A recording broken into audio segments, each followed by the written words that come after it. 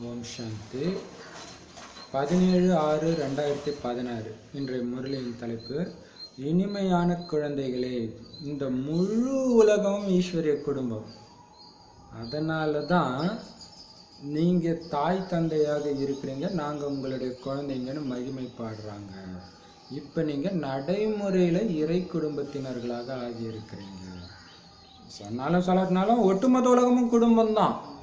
இறைவனைத்தான் அப்பா அம்மான்னு சொல்கிறாங்க.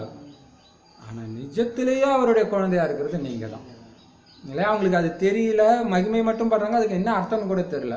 ஆனால் நடைமுறையிலே அவர் அப்பாவாக்கி அப்பா சொல்கிற அத்தனையும், ஏன்னா அப்பா என்ன சொல்லுவார்னு கூட அவங்களுக்குலாம் தெரியாது. அதனால் அப்பா அவ்வளோதான். ஆனால் நம்ம அதை தெரிஞ்சுக்கிட்டு நடைமுறையில் இறை குடும்பத்தினராக இருக்கிறீங்க. கேள்வி: தந்தைக்கிட்ட இருந்து 21 பிறவிக்கு முழு ஆஸ்தி அடையிறதுக்கு ரொம்ப ஈஸியான ஒரு வழி என்ன? ஏன்னா பாபா சொல்றதெல்லாம் அந்த ஈஸியான வழியாக தான் சொல்லிட்டு இருப்பார் இல்லையா? என்ன இன்னைக்கு என்ன வழி சொல்றார் பார்ப்போம். பதில்: சங்கம யுகத்தில் சிவபாபாவை தனது வாரிசா ஆக்கிக்கோங்க. உடல் மனம் பொருள்னால பலியாகி விடும் பொழுது அவருக்கு 21 பிறவிகளுக்கு முழு ஆஸ்தி பலனாக உங்களுக்கு கிடைச்சிடும். எந்த குழந்தைங்க சங்கமத்துல தனது பழையவர்கள் அனைத்தையும் காப்பீடு செய்யறாங்களோ அதற்கு கைமாறாக நான் 21 பிறவிகள் வரை கொடுக்கிறேன் அப்படின்ட்டு பாபா சொல்றார். அனைத்தையும் கொடுக்கிறவங்களுக்கு தான் ஈஸியான வழி. என்னது? பிச்சைக்காரன் ஆயிடுங்க. நேற்று அதான் சொன்னார், பிச்சைக்காரன் நீங்க அலங்காரம் பண்ணக்கூடாதுன்ட்டு. முழுக்க முழுக்க பாபா கிட்ட கொடுத்தா அது பாபா என்ன சொல்றாரு அதுதான். சின்ன அலங்காரம் கூட பண்ணணும் உங்களுக்கு ஆசை வேண்டாம் அப்படின்றாரு. அப்ப இது எப்படி, அது எப்படி பண்ணாம இருக்க முடியும்? முழுக்க முழுக்க அவருக்கு பலி ஆகும்போது, அவர் மட்டுமே உலகம்னு இருக்கும்போது மட்டும்தான். ஏன்னா சொல்லுவாங்க இல்லையா, என் கணவனுக்கு நான் அழகா தெரிஞ்சா போதும்ன்ட்டு. நம்ம கணவன் சிவனுக்கு அழகா நாம எப்ப தெரியும்? அவர் சொல்றதை கேட்கும்போது மட்டும்தான் இல்லையா? அதனால பாபாவை உங்களுடைய வாரிசு ஆக்கிக்கோங்க. உடலாலையும் உடலும் உனக்கே. ஒரு பாட்டு கூட வரும்ல, உயிரும் உனதே பாபா அப்படின்னு வர்றது ஒரு பாபா பாட்டு வரும். ஸோ அதுதான். அப்ப உடல் மனம் பொருள் அனைத்துனாலையும் பாபாவுக்கு பலியாகும் பொழுது உடல் என்னதில்லை, மனம் என்னதில்லை, பொருள் என்னதில்லை. இந்த உடலை நான் எப்படி பயன்படுத்துவேன்? என் தலைவன் எப்படி சொல்கிறாரோ அப்படி பயன்படுத்துவேன். மனதை எப்படி பயன்படுத்துவேன்? தலைவன் சொல்கிற மாதிரி. பொருளை எப்படி பயன்படுத்துவேன்? தலைவன் சொல்கிற மாதிரி. அதுதான் முழு பலி. அப்படி ஆயிட்டீங்கன்னா 21 பிறவிக்கு முழு ஆஸ்தி அந்த மாதிரி இல்லையா பலனா கிடைச்சிடும். எந்த குழந்தைங்க இங்கே இருக்கிறதெல்லாம் பழசு தான், நீங்கள் ஒன்றும் புதுசாக கொடுக்கல பாபாவுக்கு.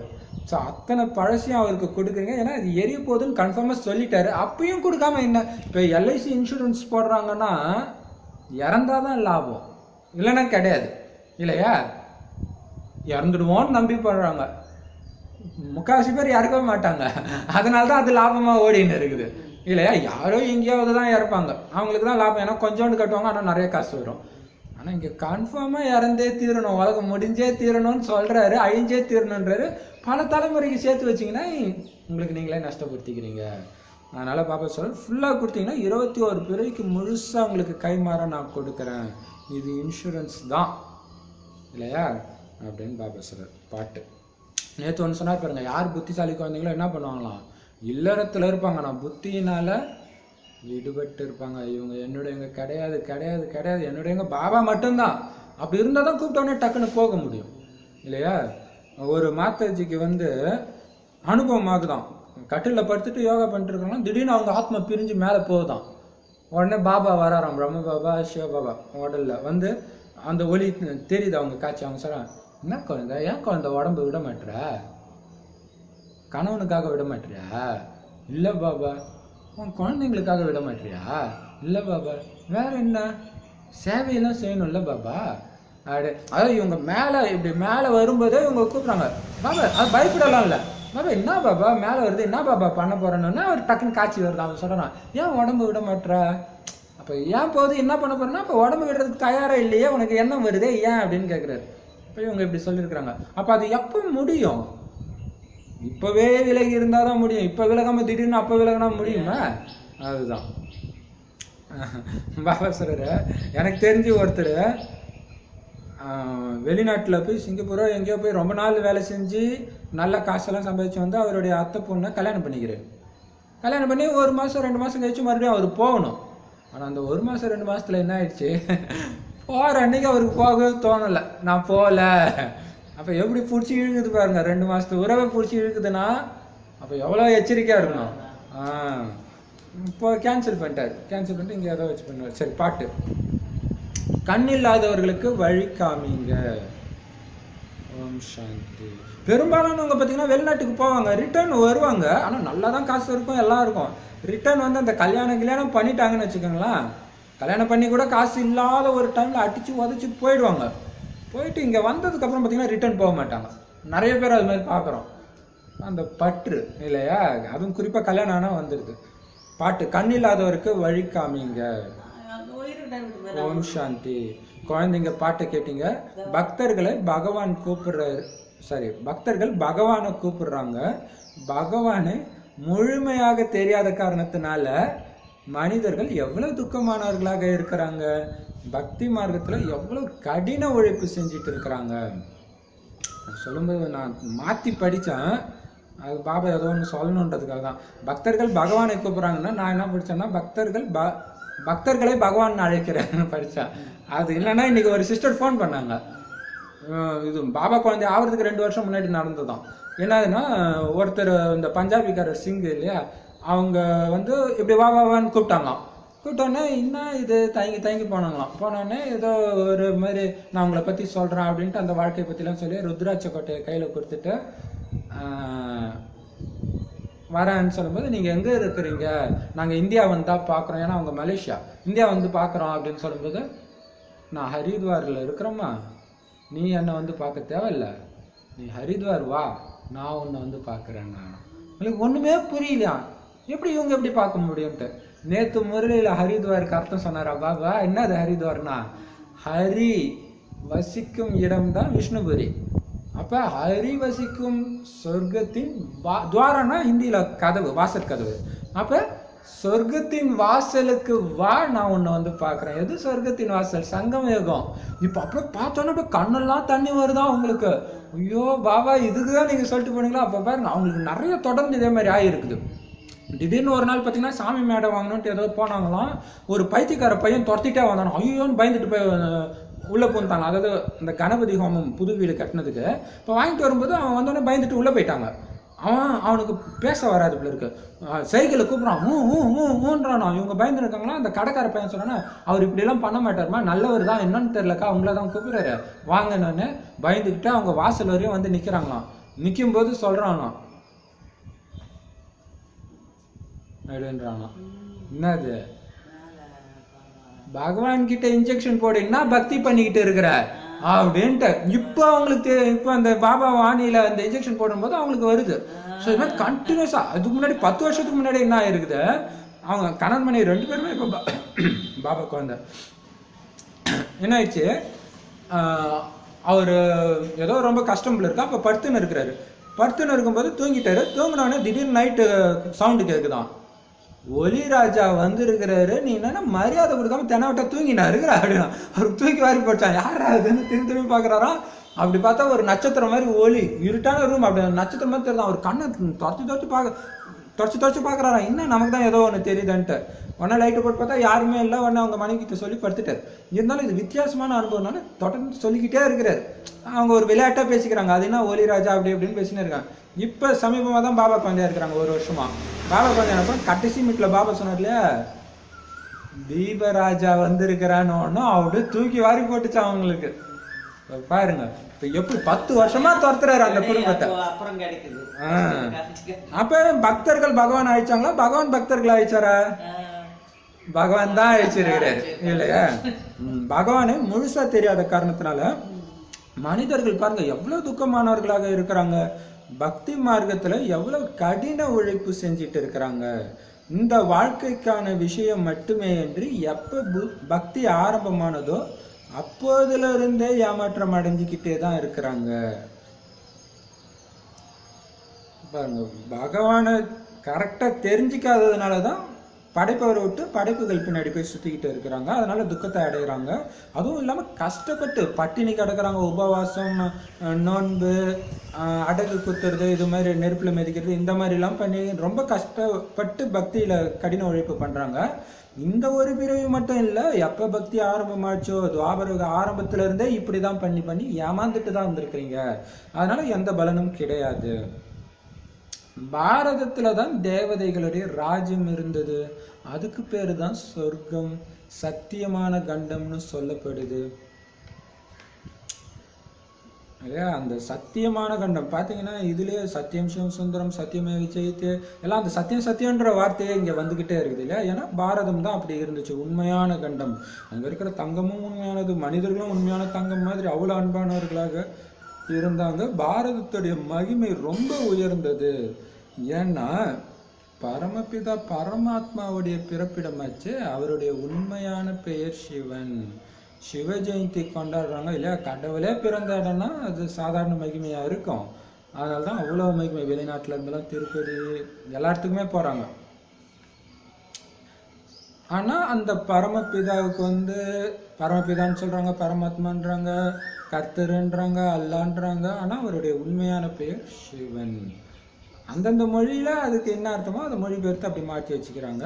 சிவ ஜெயந்தி கொண்டாடுறாங்க இந்தியாவில். அப்படின்னா இந்தியாவில் தானே அவர் பிறந்திருக்கிறாரு. ருத்ரன் அல்லது சோமநாத ஜெயந்தின்னு சொல்றது கிடையாது. அதான் சொல்றாரு. இப்போ ருத்ர ஜெயந்தின்னு தான் சொல்றாங்க. அல்லாவின் பிறந்த நாள்னு ஒன்றும் கொண்டாடுறது கிடையாது. அப்படி ஒரு பண்டிகையுமே கிடையாது. கர்த்தரின் பிறந்த நாள்னு கிடையாது. பரமபிதாவுடைய பிறந்த நாள்னு கிடையாது. இப்போ சிவ ஜெயந்தின்னு கொண்டாடுறாங்கன்னா இப்போ சிவன் ஒரிஜினல் பேர் என்ன? பேர் சிவன் தான். ருத்ரன்னு சொல்றதில்ல, சோமநாதர் ஜெயந்தின்னு சொல்றது இல்லை. இதெல்லாம் மகிமையை வச்சு பேர் வருது. சிவ ஜெயந்தி அல்லது சிவராத்திரின்னு தான் சொல்லப்படுது. சொர்க்கத்தை ஸ்தாபனை செய்யக்கூடியவர் ஒரே ஒரு அப்பா தான். அனைத்து பக்தர்களின் பகவான் அவசியம் ஒருவராகத்தான் இருக்க வேண்டும். அனைவரும் கண்ணில்லாதவர்களாக இருக்கிறாங்க. அப்போ முஸ்லீமுக்கு ஒரு கடவுள், கிறிஸ்டினுக்கு ஒரு கடவுள்லாம் கிடையாது. கண்டிப்பாக ஒருத்தர் தான். ஸோ சொர்க்கத்தை அவர் தான் உருவாக்க முடியும். அந்த தந்தை தான். அதுதான் இறை தந்தை, ஹெவன்லி ஃபாதர்னு கிறிஸ்தவர்கள் சொல்றாங்க. அப்போ சொர்க்கத்தை படைப்பவர் எல்லாருமே கண் இல்லாமல் குருடர்களாக, ஞான குருடர்களாக இருக்கிறாங்க. பகவானுடைய மகா வாக்கியம், நான் உங்களுக்கு ராஜயோகம் கற்றுக் கொடுக்குறேன். ஸ்ரீமத் பகவத்கீதை முக்கியமானது. ஸ்ரீ அப்படின்னாலே சிரேஷ்ட வழியாகும். இப்ப நீங்க புத்திவான்களாக ஆக்கப்படுறீங்க. ஆக்குறது யாரு? புத்திவானுக்கெல்லாம் புத்திவான் பாபா. அப்ப பகவத்கீதை ஏன் முக்கியமானதுன்னா அதுல மட்டும்தான் ஸ்ரீ சேர்த்து வருது. ஸ்ரீமத் பகவத்கீதை. ஸ்ரீனா உயர்ந்த, மத்துனா வழி அப்படிங்கிற விஷயமே தெரியாம அவங்க ஸ்ரீமத் பகவத்கீதைன்னு சொல்லின்னு இருக்கிறாங்க. ஸோ அதுதான் ரொம்ப முக்கியமானது. தெய்வீக கண்கள் என்றால் ஞானம் என்று மூன்றாவது கண் காமிக்கிறாங்க. உண்மையில ஞானம் என்ற மூன்றாவது கண் பிராமணர்களாகிய உங்களுக்குத்தான் கிடைக்குது. இதன் மூலமாக தான் நீங்க தந்தையையும் தந்தையுடைய படைப்புகளை பற்றிய முதல் இடைக்கடையையும் தெரிஞ்சுக்கிறீங்க. இந்த நேரத்துல எல்லார்கிட்டையுமே தேக அகங்காரம் அல்லது 5 விகாரங்கள் தான் இருக்குது. அதனால தான் காரிருள்ல இருக்கிறாங்க. ஏன்? அந்த 5 விகாரத்தினாலதான் துக்கம் வருதுன்னே தெரியாம துக்கத்துல இருந்து காப்பாத்துன்னு விகாரத்தை பிடிச்சிக்கிட்டே கேட்கறாங்க. அப்ப இருட்டு தானே. துக்கம் கொடுக்குறவங்களே பிடிச்சிட்டு காப்பாத்துனா எப்படி காப்பாத்துறது? அந்த மாதிரிதான் இப்ப பாபா சொல்லுற. தெய்வீக கண் அதுதான் மூன்றாவது கண், நெற்றி கண்ணு காட்டியிருக்கிறாங்க தெய்வங்களுக்கு, சங்கருக்கு. ஆனா உண்மையிலே அந்த ஞானம்ங்கிற மூணாவது கண் பிராமணர்களாகிய உங்களுக்கு தான் கிடைக்குது. ஏன்னா அவர் அப்பா மூலமாக நீங்க தானே முக்கால ஞானத்தையும் தெரிஞ்சுக்கிறீங்க. இந்த நேரத்துல இந்த விகாரங்கள் இருக்கிறதுனால இருட்டில் இருக்கிறாங்க. ஆனா உங்ககிட்ட ஒளி இருக்குது. பாருங்களா, இன்னைக்கு அவங்க ஃபோன் பண்ணது நல்லதா போச்சு. காலைல ஃபோன் பண்ணாங்க, அதனாலதான் நிறைய பாயிண்ட்ஸ் வருது. அவங்க சொல்றாங்க இது உங்களுக்குமே கூட அனுபவம் ஆயிருக்கும், எனக்கும் நிறைய தடவை அனுபவம் ஆயிருக்கு. அந்த 7 நாள் கோர்ஸ் முடிச்ச உடனே போய் பாபா ரூம்ல உட்காடுறாங்களாம். உட்காந்தாங்கன்னா டக்குன்னு மேல இருந்து ஒலி வர்ற மாதிரி, சரி அவர் கையில இருந்தே ஒலி அடிக்கிற மாதிரியே இருக்குதான். கையை பார்க்குற கையில ஒன்றும் இல்லை, கையை பார்த்தா ஒன்றும் இல்லை. ஆனா இப்படி பார்க்குறா டக்குன்னு ஒலி வந்து போகுது. எனக்குமே மொட்டை மாடியில் உட்காந்து யோகா பண்ணிங்கன்னா திடீர்னு யாரோ மேலே இருந்து டார்ச் அடிக்கிற மாதிரி இருக்கும். திரும்பி பார்ப்போம் ஏதாவது ஏரோப்ளேன் எதனாச்சும் போதான்ட்டு, எதுவுமே இருக்குது. பாபா வராரு இல்லையா, குழந்தைய பார்க்குறாரு. அவரு குழந்தையாச்சே பார்க்காம இருப்பாரா? அதான் பாபா சொல்றாரு. இப்போ பாபா இங்கே சொல்றது ஞான ஒளி, பட் இருந்தாலும் இந்த வழியும் பாபா காட்டுறாரு இல்லையா. அவங்க ஞானம் இல்லாமல் காரில் இருக்கிறாங்க. உங்களுடைய ஆத்மா முழு உலகத்துடைய சரித்திர பூகோளத்தை தெரிஞ்சுக்கிச்சு. ஞானம்ன்ற 3வது கண் கிடைச்சிடுச்சு. இதுக்கு முன்னாடி நீங்க எல்லாமே அஞ்ஞானத்துல தான் இருந்தீங்க. ஞான கண்மை சத்குரு கொடுத்தார், அஞ்ஞான இருள் நீங்கிடுச்சுன்னு சொல்றாங்களே, அது இந்த ஞானமை கண், அந்த மை கிடையாது, ஸ்தூலமை கிடையாது. இப்ப அஞ்ஞான இருள்ல இருந்து வெளில வந்துட்டீங்க. சத்குரு யாரு? ஒருத்தர் தான் இல்லையா. அவர் வர வரைக்கும் யாருக்கும் நிம்மதி கிடையாது. இப்ப பாபா சொல்றாரு, யார் பூஜைக்குரியவர்களாக இருந்தாங்களோ அவங்களே இப்ப பூஜாரிகளாக ஆகிட்டாங்க. பூஜைக்குரியவர்கள் ஒளியில இருந்தாங்க, பூஜாரிகள் இருள்ல இருக்கிறாங்க. இப்ப இந்த பூஜைக்குரியவர்களுக்கு இந்த விகாரம் இல்லை, விகாரம் தான் இருள இல்லையா, அஞ்ஞானமா இருக்கிறாங்க. அப்ப அங்க ஒளி வெளிச்சத்துல இருந்தாங்க சத்தியுகம் திரேதாயுகத்துல. பூஜாரி ஆகும் பொழுதுதான் இருட்டுல, அதாவது துவாபர கலியுகத்துல இருக்கிறாங்க. பரமாத்மாவை நீங்களே பூஜைக்குரியவர், நீங்களே பூஜாரின்னு சொல்ல முடியாது. அவர் என்னைக்கும் வந்து பூஜை பண்றவர் கிடையாது. பூஜைக்குரியவரா உங்களைத்தான் ஆக்குறாரு. அவர் பரம பூஜைக்குரியவர். ஆனா பாபா நம்மள எவ்வளவு மகிமை பாடுறாரு. அப்ப பூஜைக்குரியவருடைய குணமே மற்றவங்களை மகிமை பாடுறதுதான் இல்லையா. அதுதான் இன்னைக்கு ஹோம்ஒர்க் கொடுத்துருக்கோம். என்னன்னா இன்னைக்கு ஃபுல்லா நாராயணனாவே நீங்க இருக்கணும். நாராயணன் எப்படி தன்னுடைய பிரஜைகளை பார்ப்பாரு, அன்பானவரை பார்ப்பாரு, குறைகள் எல்லாம் பார்க்க மாட்டாரு.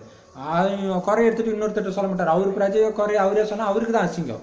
ஸோ அப்படி ஒவ்வொருத்தர் தொடர்பில் இருக்கும்போது நான் நாராயணனா இருக்கேன், என்னுடைய பிரஜையை பார்க்குறான், எவ்வளோ அன்பான பிரஜை, அப்படி குஷியா மகிமை பண்ணணும். அவங்களுக்குள்ள ஏதாவது குறை தெரிஞ்சிச்சுன்னா அது என்னுடைய குறைன்னு தெரிஞ்சுட்டு அந்த சக்தியின் சொரூபமாய் அவங்களுக்கு கொடுக்கணும் அப்படிங்கிற ஹோம் இருக்கு. அந்த நிராகரி ஃபரிஸ்டா ஸ்டேஜ் ப்ராக்டிஸோட சேர்த்து இதுவும் 3வதா இதுவும் ஒரு 2 நிமிஷம் 3 நிமிஷம் பண்ணிட்டே இருங்க. யார் தொடர்புலையாச்சும் வந்தீங்கன்னா டக்குன்னு அப்படி மாறிடுங்க, நாராயணன் ஆயிடுங்க அப்படின்னு ப்ராக்டிஸ். இப்போ பாபா சொல்றாரு பரம பூஜைக்குரியவர்.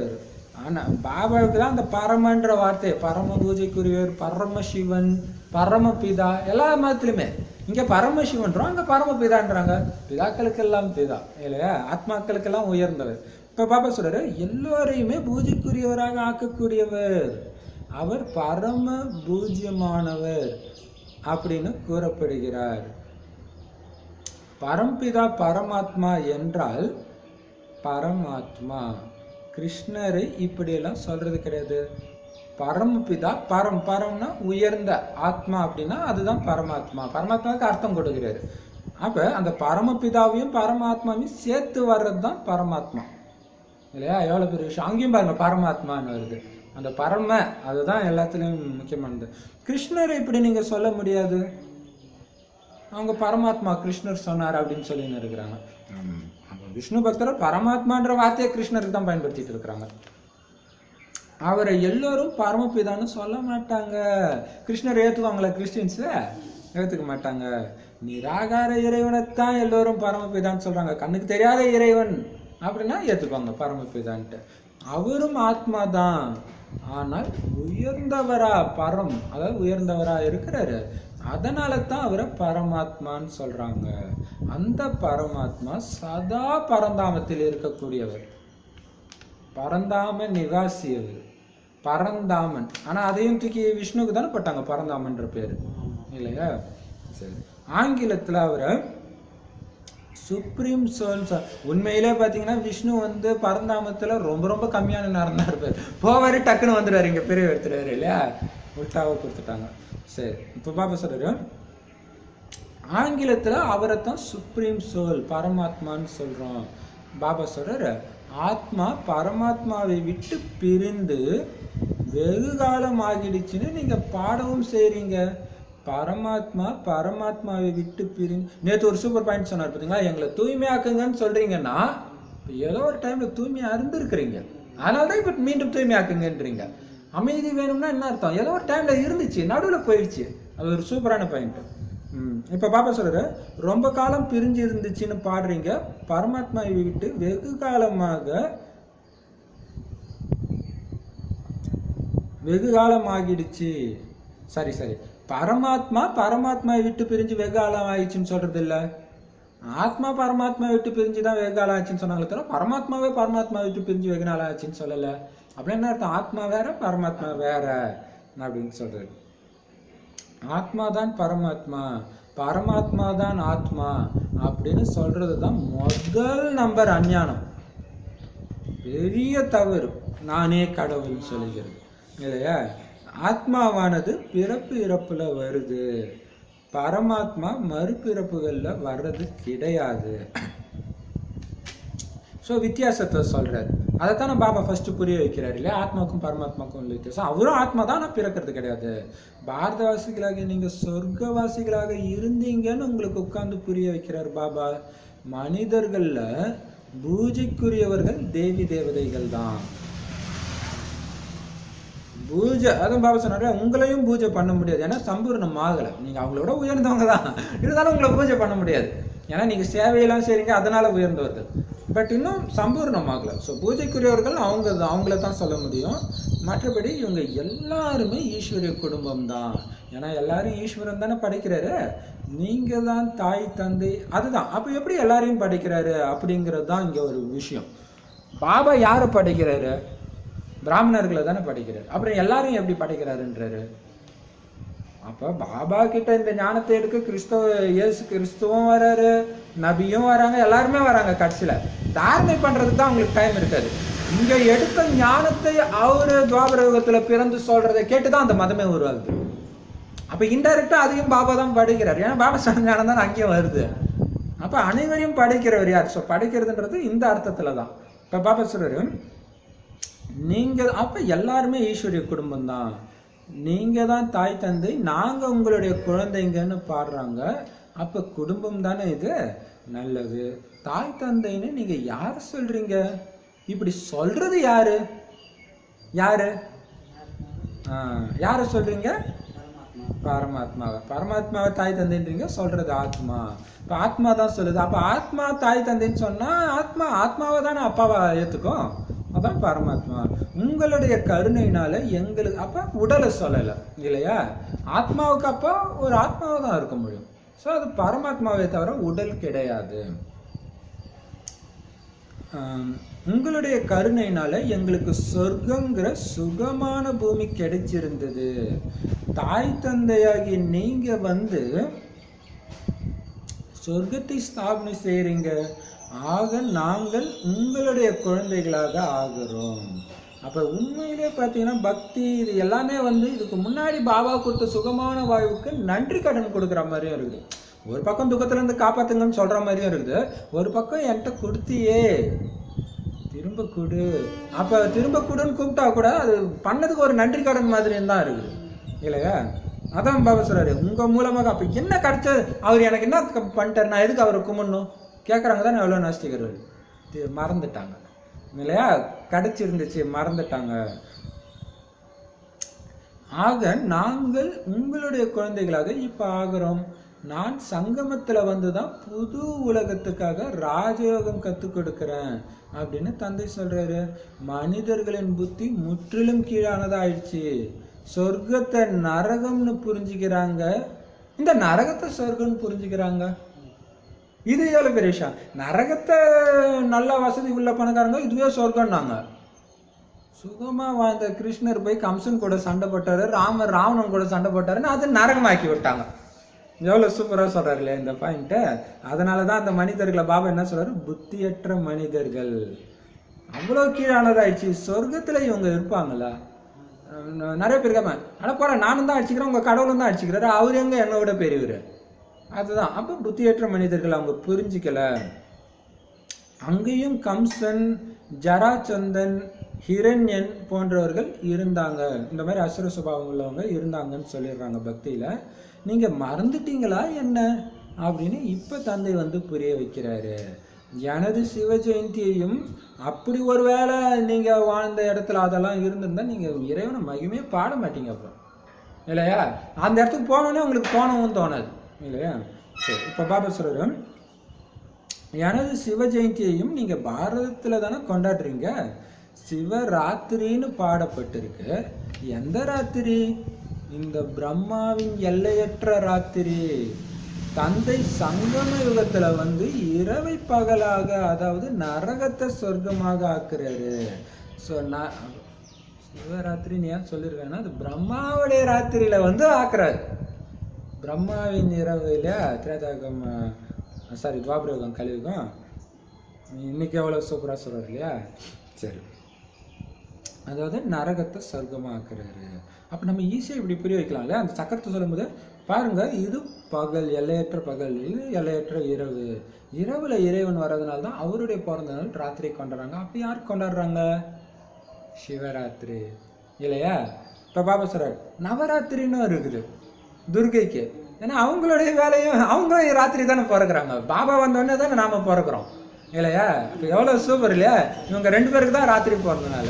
இப்ப பாபா சொல்றாரு சிவராத்திரி என்பதன் அர்த்தம் யாருக்குமே தெரியல.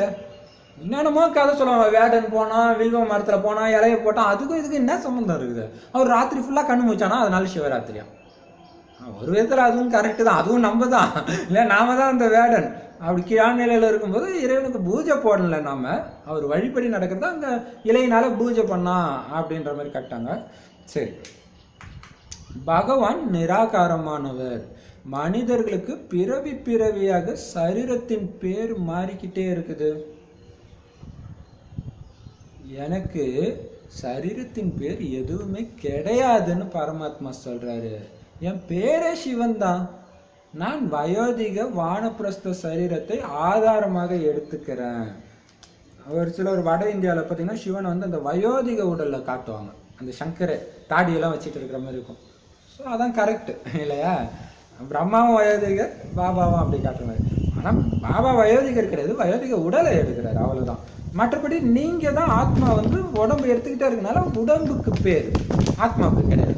ஏன்னா ஆத்மாவா எந்த நடிப்பு நடிக்கலாம். பாபா ஆத்மாவாவே இங்க நடிக்கிறதுனால அவருக்கு பேர் சிவன். உடல் கிடையாது, ஸோ அவருக்கு ஒரே பேரு தான்.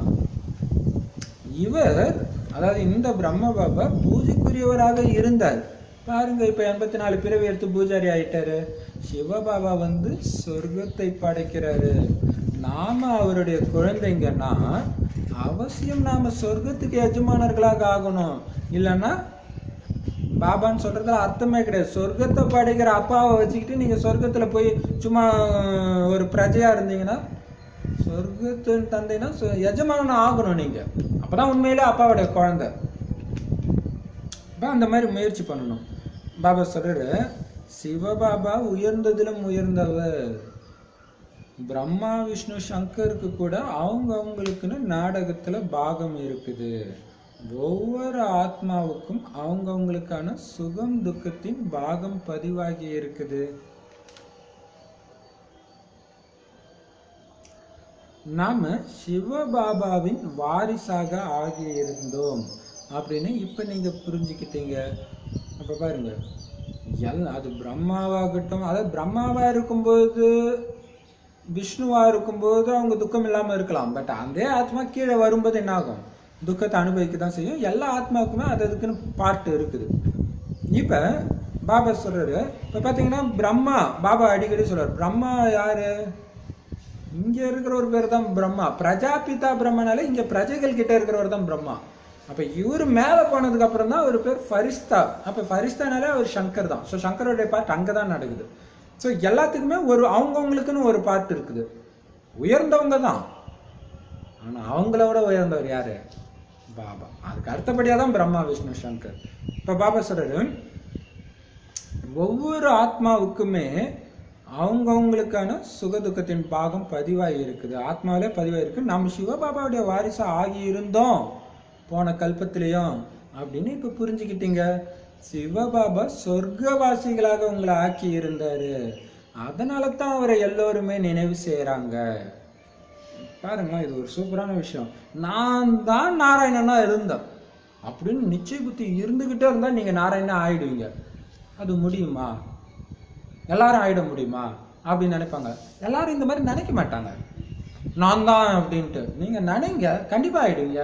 இதுக்கு ஒரு உதாரணம் சொல்றாங்க. ஒரு சிஸ்டர் மலேசியா சிஸ்டர், அவங்க பாபா மேல மலைக்கு மேல இட்டு போறாங்க இல்லையா, அங்கதானே பாபா வாழ்ந்த இடம். அந்த இடம் தான் எனக்கு கிடைக்கணும், அங்க தங்குறதுக்கு ஆனா அங்க கிடைக்காது பெரும்பாலும், ரொம்ப கஷ்டம் தான். அதுதான் கிடைக்கணும் அப்படின்ட்டு என்ன கிடைக்கணும்னு அவங்க சொல்லலாம். அதுதான் எனக்கு கிடைக்கும் பாருங்களாம், போன கல்பத்துல எனக்கு அதான் கிடைச்சதுன்னாங்களாம். இறங்குனாங்களாம், வந்த உடனே என்ன ஆச்சு சொல்றாங்களாம், நீங்களாம் ஞான சரோவரில் தங்குங்க கீழே. இவங்க உடனே சொல்றாங்க, நாம தெரிஞ்சு நீங்க இப்படி சொன்னீங்க பாருங்க கிடைக்கல, நாம இங்கதான் தங்கணும்னு யார் சொன்னா, அங்கத்தான் நான் தங்கினேன், அங்கதான் தங்க போறோம் பாருங்க அப்படின்னாங்களாம். ஒரு நிமிஷம் கூட ஆகல, டக்குன்னு நீங்க பாண்டபவன்ல தங்குங்கன்னு அவங்களே சொன்னாங்களாம். அப்ப அந்த அசைக்க முடியாத நிச்சய புத்தியில தான் வெற்றி கிடைக்குது. அப்ப இந்த சின்ன அப்ப பாருங்க, அந்த ஒரு மாதாஜியோட சங்கல்பம் அந்த குழுவுக்கே கிடைச்சது. அப்ப நம்ம எப்படி வைக்கணும் சங்கல்பம் இல்லையா, இப்ப நாம தான் வாரிசு ஆகி இருந்தோம், நாம தான் நாராயணன் ஆகி இருந்தோம் அப்படின்னு இப்ப நீங்க புரிஞ்சுக்கிட்டீங்க. சிவபாபா சொர்க்கவாசிகளாக உங்களை ஆக்கி இருந்தார், அதனால தான் அவர் எல்லாரும் நினைவு செய்றாங்க. சும்மா எல்லாம் ஒண்ணு யாரையும் நினைவு செய்ய மாட்டாங்க. எனக்குன்னா வேற வேலை இல்லையா, ஏதோ பண்ணியிருக்கிறாங்க. இங்க வான்னு கூப்பிட்டா கூட வராதவங்க கூட கோயிலுக்கு போறாங்கல்ல, ஏன் போறாங்க, அப்ப பண்ணியிருக்கிறாரு இல்லையா. அப்ப ஓ பாருங்க ஆன்சர் சொல்லிட்டாரு இல்லையா. அப்ப அவரை நினைவு செய்யறதுக்கான அர்த்தத்தை அவரே இன்னைக்கே சொல்லியிருக்கிறாரு பாருங்க. அப்ப இது வரைக்கும் என்னாச்சு, பக்தியில கூப்பிடுறதுக்காக நினைவு செய்யப்பாங்க, அதுக்கு முன்னாடி பாபா டச் ஆகி சொல்லி இப்ப பாபா சொல்ற சொர்க்கவாசி ஆக்கி இருந்தார், அதனால தான் அவரை நினைவு செய்யறாங்க. ஓ பரமபிதா கருணை காட்டுங்க அப்படின்னு சாது சன்னியாசி கூட சொல்றாங்க. அப்படின்னா என்ன அர்த்தம், அவங்களும் துக்கத்துல தான் இருக்கிறாங்க, விட்டுட்டு போனாலும் அவங்க நிம்மதியா இல்லை, அதிக துக்கம் இருக்கிறதுனாலதான் நிர்வாணதாம முக்திக்கு போகணும், முக்தி வேணும்னு விரும்புறாங்க. ஆத்மா பரமாத்மா கிட்ட ஐக்கியமாகிடும் பொழுது அல்லது ஆத்மா தான் பரமாத்மான்னு புரிஞ்சுக்கிறது தவறு இல்லையா. பரமாத்மாவோட ஆத்மா ஐக்கியமாகிடும் புரிஞ்சுக்கிறதும் தப்பு.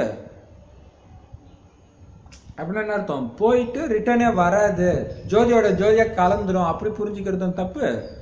ஆத்மா தான் பரமாத்மா இப்ப சும்மா பிரிஞ்சு நடிக்குது, அதாவது ஒட்டுமொத்த உலகமும் கடவுளாம், அவரே பிரிஞ்சு நடிக்கிறாராம் ஒவ்வொரு பொருளா. ஸோ இதெல்லாம் பெரிய தவறு. ஆத்மாக்களாகிய நாம பரந்தாமத்துல வசிக்கக்கூடியவங்க, பிறகு தேவதை குலத்துக்கு வருவோம், பிறகு 84 பிறவி எடுப்போம்னு இப்ப நீங்க சொல்றீங்க பாருங்க. அப்ப ஆத்மானாலே நம்ம வீடு ஞாபகம் இருக்கணும், ஆத்மானாலே டக்குன்னு அங்க ஓடிடணும். இங்க ஆத்மா ஞாபகம் வந்தோடனே என்ன போயிடணும், வீட்டுக்கு போயிடணும். அப்ப அங்க வசிக்கக்கூடியவங்க அங்க இருந்து எங்க வரணும், அதோட தேவதை குலத்துக்கு தான் வரணும். பிறகு அப்படியே 84 பிறவி எடுத்து கலைகள் குறைஞ்சிக்கிட்டே இருக்கும், வர்ணங்கள் மாறிக்கிட்டே இருக்கும். தேவதையா இருப்பீங்க, சத்திரியன் ஆவீங்க, வைஷ்யன் ஆவீங்க, கடைசியில் எல்லா கலையும் எழுந்த சூத்ரன் ஆயிடுங்க. மீண்டும் பாபா நம்மளை பொறுக்கி எடுத்து பிராமணர் ஆக்குறாரு. சிவபாபா பிறப்புல வர்றது கிடையாது, நாராயணனுடைய ராஜ்யம் மட்டும்தான் இருந்துச்சு, சிவனுடைய ராஜ்யம் கிடையாது. அவரை எப்பயுமே எங்க காட்டுவாங்க, இமயமலை மேல போய் பேசுற மாதிரி தான் காட்டுவாங்க, எல்லாரோடையும் அவர் வந்து பேசிட்டு இருக்க மாட்டாரு. இப்ப எவ்வளவு பக்தியில எவ்வளவு கரெக்டா இருக்குது இல்ல, நாராயணனுடைய ராஜ்யம் தான் இருந்துச்சு.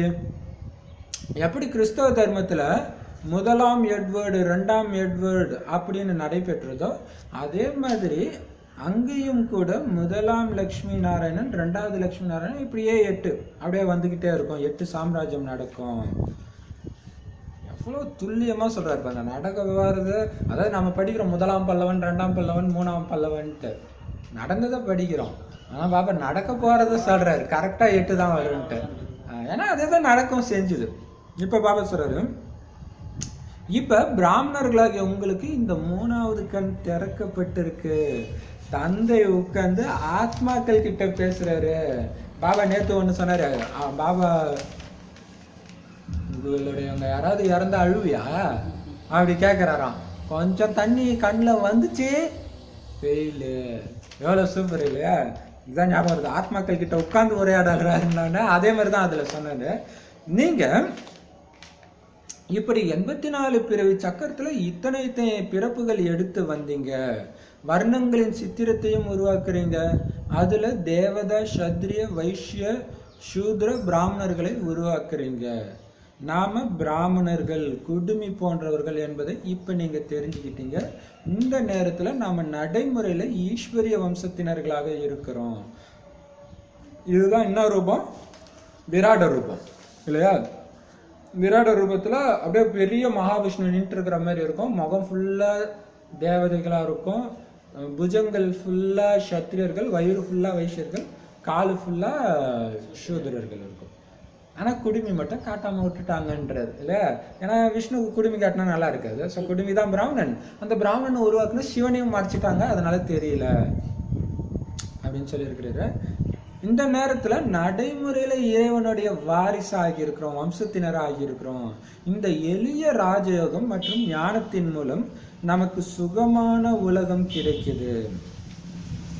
சிலர் சூரிய வம்ச ராஜ்யத்தின் ஆஸ்தி அடைகிறாங்க, சிலர் சந்திர வம்சத்தின் ஆஸ்தி அடைகிறாங்க. முழு ராஜ்யமும் ஸ்தாபனை ஆகிட்டு இருக்கு. ஒவ்வொருத்தரும் அவங்களுடைய முயற்சியின்படி அந்த பதவி அடைவாங்க. பாருங்க, ஈஸியான ராஜயோகம், அதே மாதிரி ஞானத்தின் மூலம் சுகமான உலகம், ரெண்டுமே நமக்கு கிடைக்குது. ராஜயோகத்தின் மூலமாகவும் ஞானத்தின் மூலமாக தான் சுகமான உலகம் கிடைக்குது. இருந்தாலும் கற்றுக் கொடுக்கறது ஒருத்தர் தான், கொடுக்குற ஞானமும் ஒன்று தான். ஆனால் அதில் சூரிய வம்சமும் உருவாகுது, சந்திர வம்சமும் உருவாகுது. அவங்கவுங்க எடுக்கிறத பொறுத்து, நிச்சய புத்தியை பொறுத்து. பக்காவாக இருந்தால் சூரிய வம்சம், இல்லாட்டினா சந்திர வம்சம். முழு ராஜ்யமும் இப்போ ஸ்தாபனை ஆகிட்டு இருக்குது. ஒவ்வொருத்தரும் அவங்களுடைய முயற்சியின்படி அந்த பதவி அடைவாங்க. நான் படித்து, அதுதான் மற்றவங்கள பார்க்காதீங்கன்னு சொல்றது இல்லையா? அவங்கவுங்க முயற்சிக்கு படி அவங்கவுங்க பதவி அடைவாங்க. அவங்கவுங்க பதவிக்கு கரெக்டாக தான் பண்ணிட்டு இருக்கிறாங்க. நான் படிச்சுட்டு இருக்கும்போது சரீரத்தை விட்டா எனக்கு என்ன பதவி கிடைக்கும்னு யாராவது பாபா கிட்ட கேட்டா உடனடியாக பாபாவில் சொல்ல முடியும் அந்த நேரத்தை வச்சு. எவ்வளோ பெரிய விஷயம் இல்லையா? நீனே அப்போ நம்ம எவ்வளோ நமக்கே தெரியும் இல்லையா? அதுதான். அப்போ அவ்வளோ பக்கா இருக்கணும். பாபா சொல்ற, நினைவின் மூலம் ஆயுள் அதிகரிக்கும், விகர்மங்கள் விநாசமாகும். தூய்மையற்ற நிலையிலிருந்து தூய்மை ஆகிறதுக்கு வேற எந்த வழியுமே கிடையாது. நினைவு நினைவு நினைவு. அந்த நினைவை யுக்தியாக ஈஸியாக பண்றதுக்கு நீங்களே வழியை வகுத்துக்கோங்க. ஆனால் நினைவை கட்டாக விடக்கூடாது. அது மட்டும்தான் வழி தூய்மை ஆகுறதுக்கு. பதித பாவனன்னு சொன்னதும் பகவானுடைய நினைவு வருது. ஆனா பகவான் யாருன்னு மட்டும் தெரியல யாருக்கும். நான் பாரதத்துல தான் வரேன்னு தந்தை சொல்றாரு. இது என்னுடைய பிறப்பிடம். சோமநாத் கோயில் எவ்வளவு கம்பீரமாக இருக்குது. இதை தந்தை அமர்ந்து குழந்தைங்களுக்கு புரிய வைக்கிறாரு.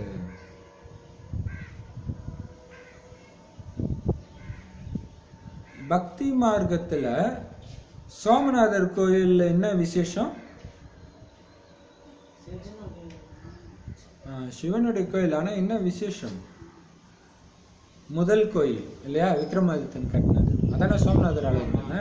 அதான் சொல்ற, எவ்வளவு கம்பீரமா இருக்குது. இதை உட்கார்ந்து பாபா தான் புரிய வைக்கிறாரு. பக்தி மார்க்கத்துல நினைவு சின்னத்தை உருவாக்க ஆரம்பிச்சிடுறாங்க. எப்ப பூஜாரிகளாக ஆகுறீங்களோ அப்பொழுதுதான் முதல்ல சோமநாதருடைய கோயிலை உருவாக்குறீங்க. பக்தி மார்க்கத்துல தான் நினைவு சின்னத்தை உருவாக்க ஆரம்பிச்சிடுறாங்க. சோமநாதர் கோயில் தான் முதல் கோயில். எப்ப பூஜாரிகளாக ஆகுறாங்களோ அப்பதான் முதல்ல இந்த சோமநாதர் கோயிலை உருவாக்குறீங்க. யாரு கட்டுறாரு? அத விக்ரமாதித்தர், பிரம்ம பாபாவுடைய ஆத்மா. அப்ப விக்ரமாதித்தனா பிறகுது. பாரதம் சத்தியுகம் திரேதாவில் மிகுந்த செல்வம் மிக்கதாக இருந்தது. கோயில்கள்ல கூட அளவற்ற செல்வம் இருந்தது. அப்படின்னு என்ன அர்த்தம்? துவாபர ஆரம்பத்திலேயும் நல்ல பணக்காரங்களா தான் இருந்திருக்கிறீங்க. பாரதம் வைரத்துக்கு சமமாக இருந்தது. இப்ப பாரதம் சோழி மாதிரி ஏழையாக ஆகிடுச்சு. மீண்டும் தந்தை வந்து பாரதத்தை வைரம் போன்று ஆக்குகின்றார். படைப்பவர் யாருன்னு யார்கிட்ட வேணாலும் கேளுங்க, பரமாத்மான்னு சொல்லுவாங்க. அவர் எங்க இருக்கிறாருன்னு கேளுங்க, எல்லா இடத்துலயும் இருக்கிறாருன்னு வாங்க. இந்த முழு மரமும் இத்து போன நிலையில இருக்குதுன்னு பாபா சொல்றாரு இல்லையா? படைப்பவர் பரமாத்மான்றது உண்மைதான். ஆனா அவர் எல்லா இடத்துலயும் இருக்கிறாருன்னு சொல்ற அளவுக்கு அஞ்ஞானியா இருக்கிறாங்க. அதனாலதான் முழு மரம் இத்து போயிடுச்சுன்றாரு. பாபா மம்மாவின் இதய சிம்மாசனத்துல அமரும் அளவிற்கு நான் தகுதியானவனாக ஆகி இருக்கிறேனா அப்படின்னு உங்களையே நீங்க செக் பண்ணுங்க. இது தூய்மையற்ற உலகமாகும். முக்கியமானது தூய்மைதான். இப்ப ஆரோக்கியமும் யார்கிட்டயும் கிடையாது, செல்வமும் கிடையாது, அதனால மகிழ்ச்சியும் கிடையாது.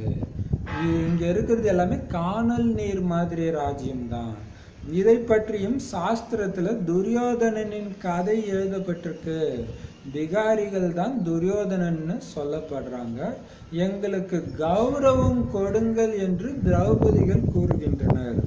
அனைவரும் திரௌபதிகள் அல்லவா? அனைத்து பெண் குழந்தைகளும் சொர்க்கத்தின் வாயிலாக இருக்கின்றனர்.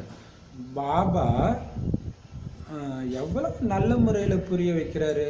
யாருடைய புத்தி யோகம் இந்த ஞானத்திலையும் பாபா நினைவிலும் முழுமையாக ஈடுபட்டு இருக்குதோ அவங்களுக்கு தான் தாரணையும் நல்ல வகையில ஏற்படும். நம்ம செக் பண்ணணும். பாபா மம்மாவின் இதய சிம்மாசனத்துல அமர்ற அளவுக்கு நான் தகுதியா ஆகி இருக்கிறேன்னா. ஏன்னா பாபா மம்மா தான் அங்க லட்சுமி நாராயணன் ஆக போறாங்க. அப்ப லட்சுமி நாராயணன் ஆகுறாங்கன்னா அவங்களுக்கு பிடிச்ச மாதிரி நீங்க இப்ப நடந்தாதான் நீங்களும் அவங்க ராஜ்யத்துல வர முடியும் இல்லையா? அப்ப அந்த மாதிரி நான் ஆகி இருக்கிறேன். நான் அவங்களுக்கு யாரை பிடிக்கும்? அவங்களுக்கு சமமாக இருக்கிறவங்கள தான் பிடிக்கும். ஸோ அந்த மாதிரி நான் ஆகி இருக்கிறேன்னா செக் பண்ணுங்க. இது ரொம்ப அசுத்தமான உலகம். அப்ப தூய்மை தான் மெயின். இப்ப பாபா மம்மா இதய சிம்மாசனத்துல நீங்க உட்காரணும்னா என்ன அர்த்தம்? அவங்களுக்கு சமமாக நீங்க தூய்மையா இருக்கணும். இங்க தூய்மை இல்லாத காரணத்தினால்தான் ஆரோக்கியம், செல்வம், சந்தோஷம் எதுவுமே கிடையாது. எல்லாமே காணல் நீருக்கான சுகம் தான். இங்க சன்னியாசிகள் சொல்ற மாதிரி காக்கை எச்சிலுக்கான சுகம் தான். இப்போ பார்த்தீங்கன்னா ஆட்சி வரும்போது கூட பார்த்தீங்கன்னா அந்த 5 வருஷம் முடிகிறதுக்குள்ள எப்படா ஆட்சி மாறும் அப்படின்னு நினைக்கிற மாதிரி இருக்கிறதுனால என்ன அர்த்தம்? இது காணல் நீர் மாதிரி ராஜ்யம் தான். இதைத்தான் வேதத்துல துரியோதனின் கதைன்றாங்க. விகாரிகள் அத்தனை பேரும் துரியோதனன் தான். எங்களுக்கு கௌரவத்தை கொடுங்கன்னு வேண்ட திரௌபதிகள் தான் நீங்க. பாபா குழந்தைங்க அத்தனை பேரும் திரௌபதிகளாக தூய்மையா இருக்க விடுங்கன்றீங்க. அந்த பாபா குழந்தைங்க பெண் குழந்தைங்க தான் சொர்க்கத்தின் வாயிலாக இருக்கிறாங்க இல்லையா? சொர்க்கத்தின் நேற்று ஹரித்வாரான்னாரு இல்லையா? அப்ப சொர்க்கத்துக்கு போறதுக்கான ஞானத்தை கொடுக்கிற அந்த சேவை செய்யறதுனால நீங்க தான் சொர்க்கத்தின் வாயிலாக இருக்கீங்கன்றது பாபா எவ்வளவு ஈஸியா நல்ல முறையில புரிய வைக்கிறாரு. ஸோ எந்த அளவுக்கு உங்களுடைய புத்தி ஃபுல்லா அந்த ஒரு முழு அர்ப்பணத்தோட இதை கேட்குறீங்களோ, பாபாவுடைய நினைவு கண்டினியூஸா இருக்குதோ, அவங்களுக்கு தான் இது அப்படியே பதியும். அப்போ பாபா சொல்லும்போது பாபா எனக்கு தான் சொல்றாரு, நான் இன்னைக்கு மாறி காட்டுறேன் பாபா அப்படின்னு தாரணை ஏற்படும். இப்ப பாபா சொல்றாரு பிரம்மச்சரிய சமயத்துல தான் ஞானம் கற்பிக்கப்படுகிறது. இல்லறத்துல இருந்தாலும் தாமரை மலர் மாதிரி இருக்கணும் அப்படின்னு தந்தை சொல்றாரு. 2 பக்கமும் இருக்கணும். அவசியம் வாழ்ந்து கொண்டே இறக்கவும் வேண்டும். இறக்கும் தருவாயில் மனிதர்களுக்கு மந்திரம் கொடுப்பாங்க, நீங்க அனைவரும் இறக்கக்கூடியவர்கள்னு தந்தை சொல்றாரு. நான் காலனுக்கெல்லாம் காலனாக இருக்கிறேன். அனைவரையும் அழைத்து செல்பவன் ஆக குஷி ஏற்பட வேண்டும் அல்லவா? பிறகு யார் நன்றாக படிப்பார்களோ அவங்க சொர்க்கத்துக்கு எஜமானர்களாக ஆவாங்க. படிக்கல அப்படின்னா பிரஜை பதவியை தான் அடைவாங்க. ராஜ்ய பதவி அடையிறதுக்காக நீங்க இங்க வந்திருக்கிறீங்க. இது படிப்பு. இதுல குருட்டு நம்பிக்கையான விஷயமே கிடையாது. இந்த படிப்பு ராஜ்யத்துக்கானது. வக்கீலாகணும்னு படிப்பின் லட்சியம் வைக்கிறாங்கன்னா கற்பிக்கும் ஆசிரியரிடத்தில் தொடர்பு அவசியம் வைத்துக் கொள்ள வேண்டும். இங்க பகவான் உங்களுக்கு கற்பிக்கிறாருன்னா அவரிடத்தில் தொடர்பு வைத்துக் கொள்ள வேண்டும். சூப்பரா சொல்றாரு. ஸ்கூல்ல படிக்கும்போது இல்லையா, கல்யாணத்துக்கு முன்னாடியே எல்லா படிப்பும் முடிச்சிடணும். அதுக்கப்புறம் அவங்களே சொல்லுவாங்க கல்யாணம் ஆனதுக்கு அப்புறம் எனக்கு அவ்வளவா ஏற மாட்டேங்குதுன்னுவாங்க. அப்ப அந்த பிரம்மச்சரியத்துக்கு ஒரு பவர் இருக்குது இல்லையா? நல்லா படிக்கிறவங்க எல்லாம் பாத்தீங்கன்னா அந்த ஒரு டைம்ல அந்த லவ் கிவ் மாட்டினாங்கன்னா சுத்தமாக அவங்களுக்கு படிப்பே வராது. ஃபெயில் எல்லாம் ஆவாங்க, அரியர்லாம் வைப்பாங்க. இப்போ தூய்மையுடைய சக்தி தெரியுது. அதனால பாபா சொல்றது, அதனாலதான் இங்க தூய்மையாக இருக்கும்போது தான் இந்த ஞானம் உங்களுக்கு கற்றுக் கொடுக்கப்படுது. ஆனா நீங்க அவசியம் குடும்பத்திலையும் இருக்கணும், விலகியும் இருக்கணும், வாழ்ந்துட்டும் இருக்கணும், இறந்துட்டும் இருக்கணும் இல்லையா? சூப்பரானது இல்லையா? தான் பிணம் பிணம் பிணம் இங்க இல்லவே இல்லை, இந்த உலகத்திலே இல்லை. என் வீடு பரந்தாமம், நான் போக போற என்னுடைய மாமியார் வீடு எது? சொர்க்கம். ஸோ இதுலேயே தான் நீங்க சுத்திட்டு இருக்கணும். சூக்ஷ்மலோகம், பரந்தாமம், சொர்க்கம். ஸோ அப்ப மற்றபடி உடல் மட்டும் இங்க இருக்கும். ஸோ இந்த ரெண்டுத்துலையுமே பேலன்ஸா இருக்கும். இறக்கும்போது மந்திரம் கொடுக்குற மாதிரி இப்ப பாபா இறக்கிறதுக்கு முன்னாடி உங்களுக்கு கொடுக்குறாரு. ஏன்னா இங்க எல்லாமே இறக்கக்கூடியவர்கள் தான். முடிய போகுது. அதான் இந்த மந்திரத்தை தான் எல்லாருக்கும் இப்ப கொடுக்கணும். மண்மனாபாவை, பாபாவை நினைங்கன்ற விஷயத்த அதைத்தான் பாபா கொடுக்க சொல்றாரு எல்லாருக்கும். ஏன்னா அப்பதான் போக வேண்டிய இடத்துக்கு போய் சேர முடியும். இப்போ பாபா சொல்றாரு, நான் காலனுக்கெல்லாம் காலனா இருக்கேன். எந்த அம்மன் கிட்ட தப்பிச்சாலும் இந்த அம்மன் கிட்ட தப்பிக்க முடியாது. ஒருத்தரையும் விட்டுட்டு போக மாட்டாரு பாபா. அப்ப உங்களுக்கு குஷி இருக்கணும். ஏன் குஷி இருக்கணும்? அந்த யமன் எனக்கு அப்பாப்பா, என்ன ஒன்றும் பண்ண மாட்டார், நாங்கள் கூட போவோம் ஜாலியா அப்படின்னு குஷி ஏற்படணும். இப்போ யார் நல்லா படிக்கிறீங்களோ அவங்க அவர் கூட போயிட்டு சொர்க்கத்துக்கு வருவீங்க, எஜமானர்களா வருவீங்க, ராஜராணியா வருவீங்க. படிக்கலைன்னா பிரஜை பதவி தான் அடைவீங்க. ராஜ பதவி அடையிறதுக்காக நீங்க இங்க வந்திருக்கிறீங்க. இது படிப்பு. யாரோ ஒரு மாத்தாச்சி சொன்னாங்க, ஏதோ ஒரு நாட்டில் இருந்து. அவங்க சொல்றாங்க, ஆனா அவங்க சொல்றதெல்லாம் பார்த்தா யோகா எல்லாம் அவங்க செம பக்காவா இருக்கிறாங்க. அவங்க சென்டர்லாம் யோகா பக்காவா பண்றாங்க. ஆனா ஞானம் மட்டும் அவ்வளோ அப்படியே படிச்சுட்டு போயிடுறாங்க. இன்னொன்னு யோகா கூட இந்த அமிர்த வேலை மட்டும்தான். அந்த 1 மணி நேரம், அதை விட்டு ஒரு 1 மணி நேரம் அவ்வளோதான் நாங்கள் பண்ணிட்டு இருந்தோம். ஆனால் இப்போ இந்த மாதிரி ஈஸியான வழியெல்லாம் உங்கள் மூலமாக பாபா கொடுக்கும்போது எங்களுக்கு பாபா அப்படியே ஆனந்த கண்ணீர் வருது. பாபா எங்கள் மேலே எவ்வளோ அன்பு வச்சிருக்கிறாரு, கடைசி நேரத்தில் எப்படி நம்மளுக்கு லிஃப்டாக கொடுக்குறாரு அப்படின்னு சொல்கிறாங்க. அதான் பாபா சொல்கிறாரு. அப்போ அப்படி நீங்கள் ஏன்னா படிப்பையும் ஆழ்ந்து படிக்கும் பொழுது தான் அதோடைய குஷி தெரிய ஆரம்பிக்குது. அப்படி இல்லைன்னா பிரஜை ஆகிடுவீங்க அப்படின்னு சொல்கிறாரு. ராஜ பதவி அடையிறதுக்காக தான் இங்க வந்திருக்கிறீங்க. பிரஜை பதவி அடையிறதுக்காக வந்திருக்கிறீங்க. ராஜயோகம் தானே போட்டிருக்கிறோம். இது படிப்பு. படிப்புல குருட்டு நம்பிக்கைக்கான விஷயம் எதுவுமே கிடையாது. பகவான் வந்துட்டாரு உடம்பு சரியாயிடும் அதெல்லாம் இங்க கிடையாது இல்லையா. இது படிப்பு. வக்கீல் ஆகணும்னா வக்கீல் யாரு கொடுக்குறாங்களோ அவங்க கிட்ட போய் தொடர்பு வச்சு நீங்க பாடத்தை எடுத்துக்கணும். அதே மாதிரி இங்க இறைவன் நமக்கு இந்த ராஜயோகத்தை கற்றுக் கொடுக்குறாருன்னா அவர்கிட்ட தொடர்பு வைக்கணும் நீங்க. அதாவது பாபாவை நினைவு செய்யணும். எப்படி நினைவு செய்யறது? நான் பரந்தாமம், அதாவது வெகு தொலைவில் இருந்து வர்றேன் அப்படின்னு பாபா சொல்றாரு. பரந்தாமம் எவ்வளவு தூரத்துல இருக்குது தெரியுமா? சூக்ஷ்மத்தையும் விட உயரத்துல இருக்குது. ஆனா அங்க இருந்து வர்றதுக்கு எனக்கு எவ்வளவு நேரம் ஆகும் தெரியுமா? ஒரு வினாடி தான். அதுதான் அவருக்கு சமமா உங்களை ஆக்குறாருன்னா என்ன அர்த்தம்? அவர் லேசா இருக்கிறார், தேக உணர்வே கிடையாது. அதனாலதான் டக்குன்னு வந்துடுறாரு, நினைக்கிறாரு, வர்றாரு. அதான் இந்த ஜுவாலாமுகி யோகால பாபா சொல்றாரு, நான் இன்னைக்கு போலாமா வேண்டாமா, இன்னைக்கு என்ன முரளியில எடுக்கிறது, எந்த யோசனையும் வராது. யோசனை ஏற்ற அப்படியே ஜாலியா இருப்பாராம். யோசனை வருதுன்னா அதை ஆக்சுவலா அந்த நேரம் செஞ்சுன்னு இருப்பாராம். அப்படின்னு என்ன அர்த்தம்? யோசிக்க அந்த சிந்தனையிலே தெரியாது, அப்படியே தானா நடக்குதான். பிரம்மா பாபாவும் இப்ப அப்படிதான் பண்ணிட்டு இருக்கிறாராம் ஃபரிஸ்தா ஆனதுக்கு அப்புறம். அதுக்கு முன்னாடி ஞான சிந்தனை பிளான் பண்ணதெல்லாம் இப்ப எதுவுமே கிடையாது. அப்ப பாபாவுக்கு சமமான நிலையில நீங்க இருக்கிறீங்க. அவ்யக்த பிரம்ம பாபாவுக்கு சமமா ஃபரிஸ்தாவா இருக்கிறீங்கன்னா நீங்க என்ன பண்ணணும்? எந்த யோசனையும் இருக்கக்கூடாது. பாபா சொன்னதை அதை நிரப்பிக்கிறீங்க, அது ஆட்டோமேட்டிக்கா அசு போட்டுக்கிட்டே இருக்கும், சக்தி போயிட்டே இருக்கும் இல்லையா. இப்ப பாபா சொல்றாரு, அப்பதான் ஒரு வினாடில டக் டக்குன்னு போய் உங்களால சக்தி கொடுக்க முடியும். அப்ப உங்க கதறாங்க எங்களுக்கு திருஷ்டி கொடுங்கன்னு போது நாம அப்ப பார்த்து நான் ஆத்மா இங்க இதுவா இருக்கிறேன் போகணும் அப்படின்றதுக்குள்ள அவங்க போய் சேர்ந்துருவாங்க இல்லையா. அதுக்குதான் இந்த பயிற்சி பக்காவா பண்ணும்போது அங்க டக் டக்குன்னு ஒரு வினாடியில உங்களுக்கு கொடுக்க முடியும். ஒரு வினாடி தான் அவங்க கிட்ட துக்கத்துக்கு வந்து நிக்கும். அந்த ஒரு வினாடி துக்கத்தை கூட அதால தாங்க முடியாம வேற ஒருத்தர்கிட்ட போயிடும் கடைசியில. அப்ப உங்களுக்கு பொக்கிஷம் போயிடுச்சு இல்ல. அதுக்குதான் தயார் நிலையில இருக்கும் சக்தி. எவ்வளவு பெரிய விஷயம் இல்லையா. இப்ப பாபா சொல்றாரு, பாபா அங்க பரந்தாமம் அவ்வளவு தூரத்துல இருந்து சூக்ஷ்மதனத்துக்கும் மேல இருக்கிற பரந்தாமத்துல இருந்து இங்க வர்றதுக்கு ஒரு வினாடி தான் ஆகுது. அவரை விட வேகமானவர் இந்த உலகத்துல யாருமே இருக்க முடியாது. வினாடியில ஜீவன் முக்தியும் கொடுக்கிறாரு. ஜனகரின் உதாரணம் இருக்குது இல்லையா. இப்ப நரகம் பழைய உலகமாகும். அந்த ஜனக மகாராஜா கதை டெய்லியும் சொல்றதுனால எல்லாருக்கும் இப்ப புரிஞ்சுட்டு இருக்கோம்னு நினைக்கிறேன், அது சொல்ல வேண்டாம். சரி, ஒரு வினாடியில அந்த குதிரை மேல ஏறினோடனே இதுக்கு முன்னாடி என்னுடைய குதிரைன்னு நினைச்சிட்டு ஏறும்பொழுது வேற உணர்வுல ஏறாரு, ராஜ அகங்காரத்துல. இது அந்த முனிவர் சொல்றாரு, ராஜ்யமே இனிதாயிடுச்சு, இது மட்டும் யாருதுன்னும் போது அப்போ ஒரு பிரஜை மாதிரி ஒரு பணிவா ஏறாரு. அந்த மாதிரி நாமளும் என்னது கருவி அப்படின்னு இருக்கும்போது அந்த என்னுடையதுன்னும் போதுதான் அந்த அகங்காரத்துல இருந்து அந்த பற்றுல இருந்து எல்லாமே வருது. அப்ப ஒரு வினாடியில ஜீவன் முக்தி கொடுக்கிறாரு. அதுதான் ஜனகரின் உதாரணம். அதே மாதிரி நீங்களும் ஆகுங்க.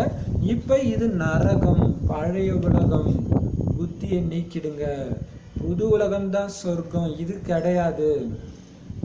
தந்தை இந்த நரகத்தை அழிச்சிட்டு சொர்க்கத்துக்கு எஜமானர்களாக ஆக்குறாரு. ஒருவேளை இந்த நரகத்தை பாபா அழிக்கவே இல்லைன்னு வச்சுக்கோங்களா, நீங்க வாங்க வாங்கன்னு கூப்பிட்டா வருவாங்கன்னு நினைக்கிறீங்க?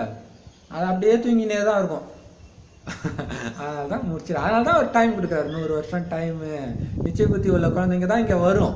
100 வருஷம் முடிஞ்சதுக்கு அப்புறம் முடிச்சிடுவேன் இல்லையா? டைம் சொல்லிடுறாரு. டைம் சொல்லலைன்னா அப்ப இதாயிடும் இல்லையா? அந்த நேரத்துல கடைசி நேரத்துல எல்லா ஊரும் வேலை செய்யாதான்,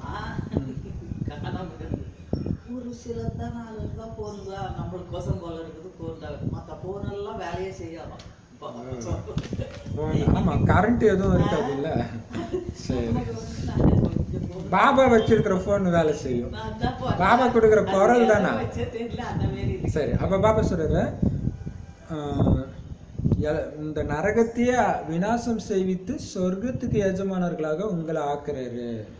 அதுக்குதான் இதுல உங்களுடைய கவனமே இருக்கக்கூடாதுங்க. அழியக்கூடிய பொருள்ல எதுக்கு உங்களுக்கு கவனம் அப்படின்னு சொல்றாரு. மற்ற அனைத்து ஆத்மாக்களும் சாந்தி தாமத்துக்கு போயிடும். ஆத்மா அழிவற்றது, அதுக்கு கிடைச்சிருக்கிற பாகம் கூட அழிவற்றது. பிறகு ஆத்மா சிறியதாக பெரியதாக எப்படி ஆக முடியும்? அதாவது எப்படி எரிந்து இறக்க முடியும்? இருப்பதோ நட்சத்திரம் மாதிரி, பெரியதாக சின்னதாக ஆக முடியாது. இப்ப நீங்க இறை தந்தையின் மாணவர்கள் எப்படி பாபா யோசிக்க வைக்கிறார் பார்த்தீங்களா? ஆத்மா அழிவற்றதுன்னு கீதையிலும் சொல்றீங்க. கீதையில இருக்கும் ஆத்மா அழிவற்றது, அதை வெட்ட முடியாது, நினைக்க முடியாது, எரிக்க முடியாதுன்றாங்க. அப்படி இருக்கும் பொழுது அப்ப அது எப்பயுமே இருக்கும். அதோடைய உருவம் எதுவோ அந்த உருவம் அப்படியே தான் இருக்கும். கூடவே பாபா என்ன சொல்றாருன்னா, அதுல இருக்கிற பாகம் கூட எரிக்க முடியாது, ரெக்கார்ட் பண்ணதையும் எரிக்க முடியாது, அதுவும் அப்படியே தான் இருக்கும், அதே தான் நடிக்கும், எதுவுமே கிடையாது. ஆனா அப்படி இருக்கும் பொழுது அது எப்படி சின்னதாவோ பெருசாவோ ஆக முடியும்? எரிந்து எப்படி இறக்க முடியும்? அப்ப என்ன அர்த்தம்? ஏன் அழுறீங்க? அது உயிரோட தான் இருக்குது, உயிரே இருக்குது, நீங்க உடம்ப நினைச்சு அழுறீங்க. அதுக்குதான் உடம்ப பற்று வைக்காதீங்கன்னு பாபா சொல்றாரு. இப்ப பாபா சொல்றாரு, இருக்கிறதே நட்சத்திரம் மாதிரி சின்னதாவோ பெருசாவோ ஆக முடியாது. இப்ப நீங்க இறை தந்தையின் மாணவர்கள். இறை தந்தை ஞானம் நிறைந்தவர், ஆனந்தமயமானவர். அவர் உங்களுக்கு கற்பித்து கொண்டிருக்கிறார். இந்த படிப்பின் மூலம் நாம தேவி தேவதைகளாக ஆவோம்னு இப்ப நீங்க புரிஞ்சுக்கிட்டீங்க. பாருங்க, அவருக்கு சமமாகணும்னா என்ன அர்த்தம்? நாமளும் ஞானம் நிறைந்தவர் ஆகணும், முக்கால ஞானம். அது என்ன முக்கால ஞானம்? பாபா நேற்று ஒன்று சொன்னார் தெரியுமா? தூய்மை இல்லாதவங்க இங்க வரக்கூடாது, வர முடியாது, அதெல்லாம் பாபா சொல்றாரு. ஆனா இப்ப நிறைய இடத்துல பாத்தீங்கன்னா அந்த தூய்மை பத்தி சொல்றது கிடையாது. ஆரம்பத்திலே ரொம்ப நாள் கழிச்சு தான் சொல்றாங்க. ஆனா பாபா சொல்றாரு, சொல்லணும் தான். ஏன்னா ஆரம்பத்துல 7 நாள் கோர்ஸ் முடிச்சு அதெல்லாம் சொல்லி உனக்கு ஓகேவா ஓகேன்னு கையெழுத்து போட்டாதான் உள்ளே அனுப்பு. அதனால்தான் அப்ப இருந்தவங்களாம் பவர்ஃபுல்லா இருக்கிறாங்க. இப்ப இல்லாததுனால தான், ஏன்னா அந்த வைப்ரேஷன் கெடுக்குது இல்ல. இப்ப அதை பாபா சொல்றாரு, அவங்க போய் வெளியில போய் சொல்லுவாங்க தான் வேற மாதிரி. நீங்க பயப்படாதீங்க. ஏன்? அவங்களுக்கு நடிப்பு இருந்தா இங்க வருவாங்க. அப்ப அதுதான் அசைக்க முடியாது நிச்சய புத்தி. அப்ப அதை பத்தி நம்ம கவலைப்பட மாட்டோம். ஐயோ இவங்க சொன்னதுனால தான் ஆச்சு, சொன்னதுனால ஆகல. நடிப்பு இருந்தா அது நடக்கும். அதுதான் ஞானம் நிறைந்த நிலை. அப்ப அது இருக்கணும். நாடகத்துல பதிவா இருந்தா கண்டிப்பா நடக்கும். ஏன் கவலைப்படுறீங்க? பாப்பா சொல்றாரு, கண்டிப்பா நடக்கும் தான் சொல்றாரு இல்லையா? வரதான் செய்வாங்க, அப்படியே அலாலையா வரும் தான் சொல்றாரு. அப்ப அது ஞானம் நிறைந்தவர், ஆனந்தமயமானவர். ஏன் ஆனந்தமயமா இருக்கிறாரு? எதையாவது யோசிச்சா தானே துக்கம் வர்றதுக்கு, எதையுமே யோசிக்கிறது இல்லை. ஸோ அப்படி இருக்க சொல்றாரு. அவர் உங்களுக்கு இப்ப கற்பித்து கொண்டிருக்கிறார். என்ன கற்றுக் கொடுத்துட்டு இருக்காரு? அவருக்கு சமமா ஆக்குறது எப்படி அப்படின்னு இந்த படிப்பின் மூலம் கற்றுக் கொடுத்து தேவி தேவதைகளாக நம்மளை ஆக்குறாருன்னு உங்களுக்கு தெரியும். நீங்க இதே மாதிரி உலக பாரதத்துல இல்ல அனைவருக்கும் ஆக்கக்கூடிய சேவை இந்த பாரதத்துக்கு செஞ்சிட்டு இருக்கிறீங்க. முதல்ல பாபா உடையவர்களாக ஆகணும். மற்ற இடங்கள்ல எல்லாம் குருக்கள் கிட்ட போறாங்க, அவங்களுடையவர்களாகவே ஆகிடுறாங்க. அதாவது அவரை தனது குருவாக ஆக்கிக்கிறாங்க. நீங்க இருக்கிறதே தந்தை. ஆக முதல்ல நீங்க தந்தையின் குழந்தையாக ஆகணும். தந்தை குழந்தைகளுக்கு தனது சொத்தை கொடுப்பார். தந்தை சொல்ற, குழந்தைகளே நீங்கள் பண்டமாற்றம் செய்யுங்கள், எக்ஸ்சேஞ்ச். இப்ப பாருங்க, குருக்கள் கிட்ட போனா அவங்க பெருமையா சொல்லிக்காங்க, இவங்க என்னுடைய குரு. இப்ப கூட சொல்லிக்கிறாங்க, எங்களுடைய குருவே வேதாத்ரி மகரிஷி தான், ஈஷா யோகா தான், அது மாதிரி நிறைய சொல்லிக்கிறாங்க. அவங்களுக்கு அதுல ஒரு பெருமை. அவர் ஒன்றும் எதையும் கொடுக்க போறது கிடையாது. ஆனா நீங்க இறைவனுடையவரா ஆகணும், அப்பதான் சொத்து கிடைக்கும் இல்லையா? ஏன்னா இவர் தந்தை, அவருடைய குழந்தை ஆகணும், சொத்தை எடுத்துக்கணும். ஸோ அவருடைய சொத்து சும்மா கொடுப்பாரா? என்ன வாங்கிட்டு கொடுப்பாரு? உங்களுடைய பழசையெல்லாம் அவர்கிட்ட கொடுத்துட்டீங்கன்னா திருப்பி கொடுப்பாரு. சோழி போன்றவை அனைத்தும், உங்களுடைய சோழி போன்றவை அனைத்தும் என்னுடையது, என்னுடைய அனைத்தும் உங்களுடையதுன்னு பாபா சொல்றாரு. தேக சகிதமாக என்னெல்லாம் இருக்குதோ அதை எல்லாத்தையும் என்கிட்ட கொடுத்துடுங்க. உங்களுக்கு அதை தான் துக்கத்தை கொடுக்குது, அது முதல்ல என்கிட்ட கொடுத்துடுங்க. நான் உங்களுடைய ஆத்மா மற்றும் சரீரம் ரெண்டையுமே தூய்மையாக்கிடுவேன். எல்லாத்தையும் என்கிட்ட கொடுத்துடுங்க, நான் தூய்மையாக்கி திருப்பி உங்களுக்கு கொடுக்குறேன் சொல்றாரு இல்லையா? சர்ஜன் இல்லையா அவரை? எல்லாத்தையும் சரி பண்ணி கொடுக்குறோம். முழுக்க முழுக்க என்னை நம்பி கண்ணை மூடிட்டு சமர்ப்பணம் ஆகு அப்படின்னு சொல்லி டாக்டருங்களா தான் சொல்லுவாங்க, நீங்க வாங்க 2 நாள் வாங்க, நாங்க சொல்ற மாதிரி கேளுங்க, உங்களை நாங்க மாத்தி அனுப்புறோம் கேரண்டின்றது. அது மாறலாம், அது பொய்யா இருக்கலாம். ஆனா இங்க யார் சொல்றாரு இல்லையா? மேலும் ராஜ்ய பதவியும் கொடுப்பேன், தூய்மையாவும் ஆக்கி தூய்மையான ராஜ்ய பதவியும் கொடுப்பேன். உங்ககிட்ட என்னெல்லாம் இருக்குதோ அதை நீங்க எனக்கு முழுமையா பலியாக்கிட்டீங்கன்னா ஜீவன் முக்தி கிடைக்கும். கொஞ்சம் மறைச்சி வச்சீங்கன்னா நீங்க தான் துடிப்பீங்க. பாபா இவை அனைத்தும் உங்களுடையது, என்ன நீங்க வாரிசாக ஆக்குங்கன்னு தந்தை சொல்றாரு. அப்படி பாபா எல்லாம் உங்களுடையது பாபா, என்னதுன்னு எதுவுமே இல்லை பாபா, அப்படி ஆக்குங்க. அப்படி ஆக்குனீங்கன்னா ஒரு வினாடி இப்பவே ஜீவன் முக்தியில வாழ்வீங்கன்றார். ஏன்னா சொர்க்கம் நமக்கு இதே தானே, இதுல இருந்து தான் சொர்க்கம். அப்ப கொடுக்கறதுனால அதை உங்களால அனுபவம் பண்ண முடியல. ஒரிஜினல் சொர்க்கம் இதுதான், அதுவே செகண்ட் சொர்க்கம் தான் சத்தியமே இல்லையா? இப்ப பாபா சொல்றாரு, என்னை நீங்க வாரிசா ஆக்குங்கன்னு தந்தை சொல்றாரு. நான் உங்களுக்கு 21 பிறவிகளுக்கு வாரிசாக ஆக்குறேன். இந்த ஒரு பிறவி என்னை நீங்க வாரிசாக்குங்க, குழந்தைய தத்தெடுங்க, உங்களை நான் கண்ணுக்குள்ள வச்சு காப்பாத்துறேன் 21 பிறவிக்கு சொல்லுவாங்க இல்லையா? குழந்தைய நல்லா வளர்த்தா பின்னாடி அது அப்பா அம்மாவை காப்பாற்றுன்ட்டு, அந்த மாதிரி பாபாவை குழந்தையாக்கிட்டீங்கன்னா அவரு உங்களை பின்னாடி காப்பாத்துறேன் அப்படின்னு சொல்றாரு. எனது வழிப்படி மட்டுமே நடங்கள். இந்த மட்டுமேன்றதான் முக்கியம். எனது வழிப்படி நடங்கள் இல்லை, என் வழியும் நடந்து மற்ற வழியும் நடக்கிறது கிடையாது. என்னுடைய வழிப்படி மட்டும்தான் நீங்க நடக்கணும். தொழில் போன்றவைகளை தாராளமா செய்யுங்க, வெளிநாட்டுக்கு போங்க, எது வேணும்னாலும் செய்யுங்க. ஆனா என்னுடைய வழிப்படி நடந்தா போதும். பாபா நினைவு கட்டாம இருக்கணும், ஸ்ரீமத் மீறாம இருக்கணும், அவ்வளவுதான். மாயா அடிக்கடி போர்ல உங்களை வீழ்த்தும், எச்சரிக்கையோட இருங்க. அதுக்கு தான் இன்னைக்கு பிராக்டிஸ்ல என்னன்னா, யுத்த மைதானத்துல இருக்கிறேன், எந்த நேரமும் மாயா என்னை தாக்குன்ற அந்த விழிப்புணர்வுல இருக்கேன். என்னையும் தாக்கும், மற்றவங்களையும் தாக்கும். இது ஒரு யுத்த மைதானம். ஆனா நமக்கு எதிரி மாயா தான், மனிதர்கள் கிடையாது. அப்ப அவங்களுக்கு கோபம் வருது, உங்களை கோபப்படுத்துறாங்கன்னா, ஐயோ அவங்கள மாயா அட்டாக் பண்ணிச்சு, பாவம் அவங்களுக்கு சக்தி கொடுக்கணும், சக்தி கொடுக்கணும், அவங்க கூட போய் சண்டை போட்டு இருந்தீங்கன்னா என்ன அர்த்தம்? உங்க 2 பேருமே மாயா மிதிக்கிறான்னு அர்த்தம் இல்லையா? அதனால பாபா சொல்றாரு, எச்சரிக்கையா இருங்க, யுத்த மைதானத்துல இருக்கிறீங்க, அடிக்கடி உங்களை கண் அசர நேரத்துல தூக்கிடும் இல்லையா?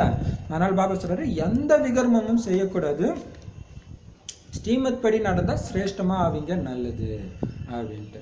சரி, இப்ப பாபா வந்து சமீபமா சந்தேஷ் செய்தியில போய் பாபாவை பார்த்துட்டு வந்தாங்க. அதுல என்னாச்சா, அந்த கல்ப மரம் வந்து தீப்பத்தி எரியிற மாதிரி தெரிஞ்சுதான். பாபா வந்து கையை இப்படி கெட்டிமா இருக்க மூடிட்டு இருந்தாராம். அதுக்கு என்ன சொல்றாருன்னா, இந்த கல்ப மரம் தீப்பத்திர ஸ்டேஜ்ல இருக்குதுன்னு தெரியாம பிராமணர்கள் விகாரத்தை விடாம கெட்டிமா புடிச்சிட்டு இருக்கிறாங்க. 5 விகாரத்தை அப்படி சுழற்சி மாதிரி டக் டக்குன்னு பல மகாரதிகளை புடிச்சு இழுத்துடுமா. இந்த டைம் ரொம்ப கம்மியான பேர் தான் நிப்பாங்க. கடன்னு ஃபில்டர் நடக்க ஆரம்பிக்குமா, சந்தேக புத்தி ஏதோ ஒண்ணு. அதனால பாபா சொல்றாரு, அவசியம் 3 to 4 பக்காவா சக்தியை நிரப்பிக்குங்க. காலையில ஏன் அமிர்த வேலை பண்றது அப்படின்னா, எடுத்த உடனே நீங்க சக்தியை நிரப்பிட்டீங்க. ஏன்னா அந்த டைம் பெரும்பாலும் தூங்கிட்டு தான் இருப்பாங்க, அந்த டைம் ஃபோன் வராது, எதுவுமே வராது. அப்பயே சக்தியை நிரப்பிட்டீங்கன்னா அதுக்கப்புறம் வர்ற மாயா வந்து உங்களை தாக்காது. ஏன்னா ஆத்மாவுக்கு சக்தி வந்துடுச்சு இல்லையா, தாக்க மாட்டீங்க. ஸோ அதனால பவர்ஃபுல்லா பண்ணுங்கன்னு பாபா சொல்லியிருக்கிறாரு. இப்போ பாபா சொல்றாரு, அதுதான் இங்கேயும் சொல்றாருல, வீழ்த்தும், எச்சரிக்கையா இருங்க. இது இப்ப கடைசி நேரத்துக்கு சொல்றதுக்கும் பொருந்தது. அதனால எந்த பாவமும் செஞ்சிடக்கூடாது. கடைசி நேரத்துக்கு பாவம் செஞ்சா, ஐயோ இவ்வளவு நேரம் எச்சரிக்கையா இருந்து இந்த நேரம் இப்படி ஆயிட்டேனே. நீங்க பாத்தீங்கன்னா ஒரு பாவம் செய்வீங்க, உலகம் அழியல, மறுபடியும் பாவம் செய்வீங்க, உலகம் அழியல. அப்ப புத்தியில என்ன சம்ஸ்காரம், அழியாது பாத்துக்கலான்ட்டு பண்ணிட்டே இருப்பீங்க. பாபா சொல்ற இப்ப என்ன பண்ணுவீங்களோ அதைத்தான் கடைசியில சத்தியமா பண்ணுவீங்கன்றது. அப்ப மாட்டிக்கும். இன்னொன்னு பாபா சொல்றாரு, சங்கமகம் திடீர்னு முடியும்ன்றது. எவ்வளவு எச்சரிக்கையா இருக்கணும். அதனால பாபா சொல்றாரு, எந்த பாவமும் செஞ்சிடாதீங்க. ஸ்ரீமத் படி நடந்தா சிரேஷ்டமாவீங்க, நல்லது. உயர்வாகனா ஸ்ரீமத் படி நடங்க, நல்லதுன்னு முடிச்சுட்டாரு, எச்சரிக்கை கொடுத்து. இனிமையிலும் இனிமையான தேடி கண்டெடுக்கப்பட்ட செல்லமான குழந்தைகளுக்கு தாய் தந்தையாகிய பாப்தாதாவின் அன்பு நினைவுகள் மற்றும் காலை வணக்கம். ஆன்மீக குழந்தைகளுக்கு ஆன்மீக தந்தையின் அன்பு நினைவுகள் மற்றும் நமஸ்தே. ஆன்மீக தாய் தந்தைக்கு ஆன்மீக குழந்தைகளின் அன்பு நினைவுகள் மற்றும் நமஸ்தே. தாரணைக்கான முக்கிய சாரம், ஆத்மா மற்றும் சரீரம் ரெண்டையுமே தூய்மை ஆக்கிக்கணும். அப்படின்னா என்ன பண்ணணும், தேகம் உட்பட என்னெல்லாம் உங்களுதுன்னு நினைக்கிறோம் அத்தனையும் பாபா கிட்ட அர்ப்பணிச்சிடுங்க. அப்பா இது உங்க எல்லாம் குழந்தை, இது உன் குழந்தை, அப்படி எல்லாத்தையும், உடம்பு இது உன்னுடைய உடம்பு பாபா, உன் கருவி பாபா, நீ வேலைக்கார மாதிரி என்ன வேணாலும் வேலை வாங்க பாபா, நான் செய்யறேன். அப்படி முழுமையா பலி ஆக்குனீங்கன்னா தான் உங்களுடைய ஆத்மா சரீரம் ரெண்டும் தூய்மை ஆகும். கூடவே என்ன ஆகணும், பாபா கிட்ட இதெல்லாம் அர்ப்பணம் செஞ்சு ஸ்ரீமத் படி நடக்கணும். அவரு கொடுக்குற வழிபடி மட்டும்தான் நடக்கணும். தாய் தந்தையுடைய இதே சிம்மாசனத்துல, பாபா மாமாவுடைய இதே சிம்மாசனத்துல, அல்லது சிவபாபா பிரம்ம பாபாவுடைய இதே சிம்மாசனத்துல நீங்க உட்காரணும் அப்படின்னா அதுக்கு நீங்க உங்களை தகுதியானவராக ஆக்கிக்கணும். அதுக்கு மெயினே என்னது, தூய்மை தான். தூய்மையில தானே நம்பர் ஒன் அவங்க. அப்ப தகுதியானவராக ஆகிறதுக்கு முக்கியமாக தூய்மையை தாரணை செய்யணும்.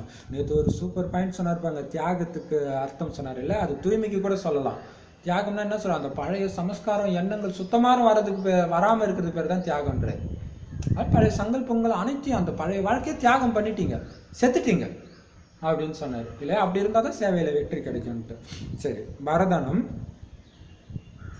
தபஸ்யாவின் மூலம் தனது விகர்மங்கள் அல்லது தமோகுண சமஸ்காரங்களை அழிக்கக்கூடிய தபஸ்வி மூர்த்தி ஆகுங்கள். தபஸ்யாவின் மூலம் தனது விகர்மங்கள் அல்லது தமோகுண சமஸ்காரங்களை அழிக்கக்கூடிய தபஸ்வி மூர்த்தி ஆகுங்கள். அதுக்கு விளக்கம், எப்படி இப்ப ஈஸ்வரிய பாலனைக்காக காரியம் நடைபெற்று கொண்டிருக்கிறதோ அப்படி கடைசியில தபஸ்யாவின் மூலம் தனது விகர்மம் மற்றும் ஒவ்வொரு ஆத்மாவின் தமோகுண சமஸ்காரம் அல்லது இயற்கையின் தமோ குணங்களை அழிக்கக்கூடிய காரியம் நடைபெறும்.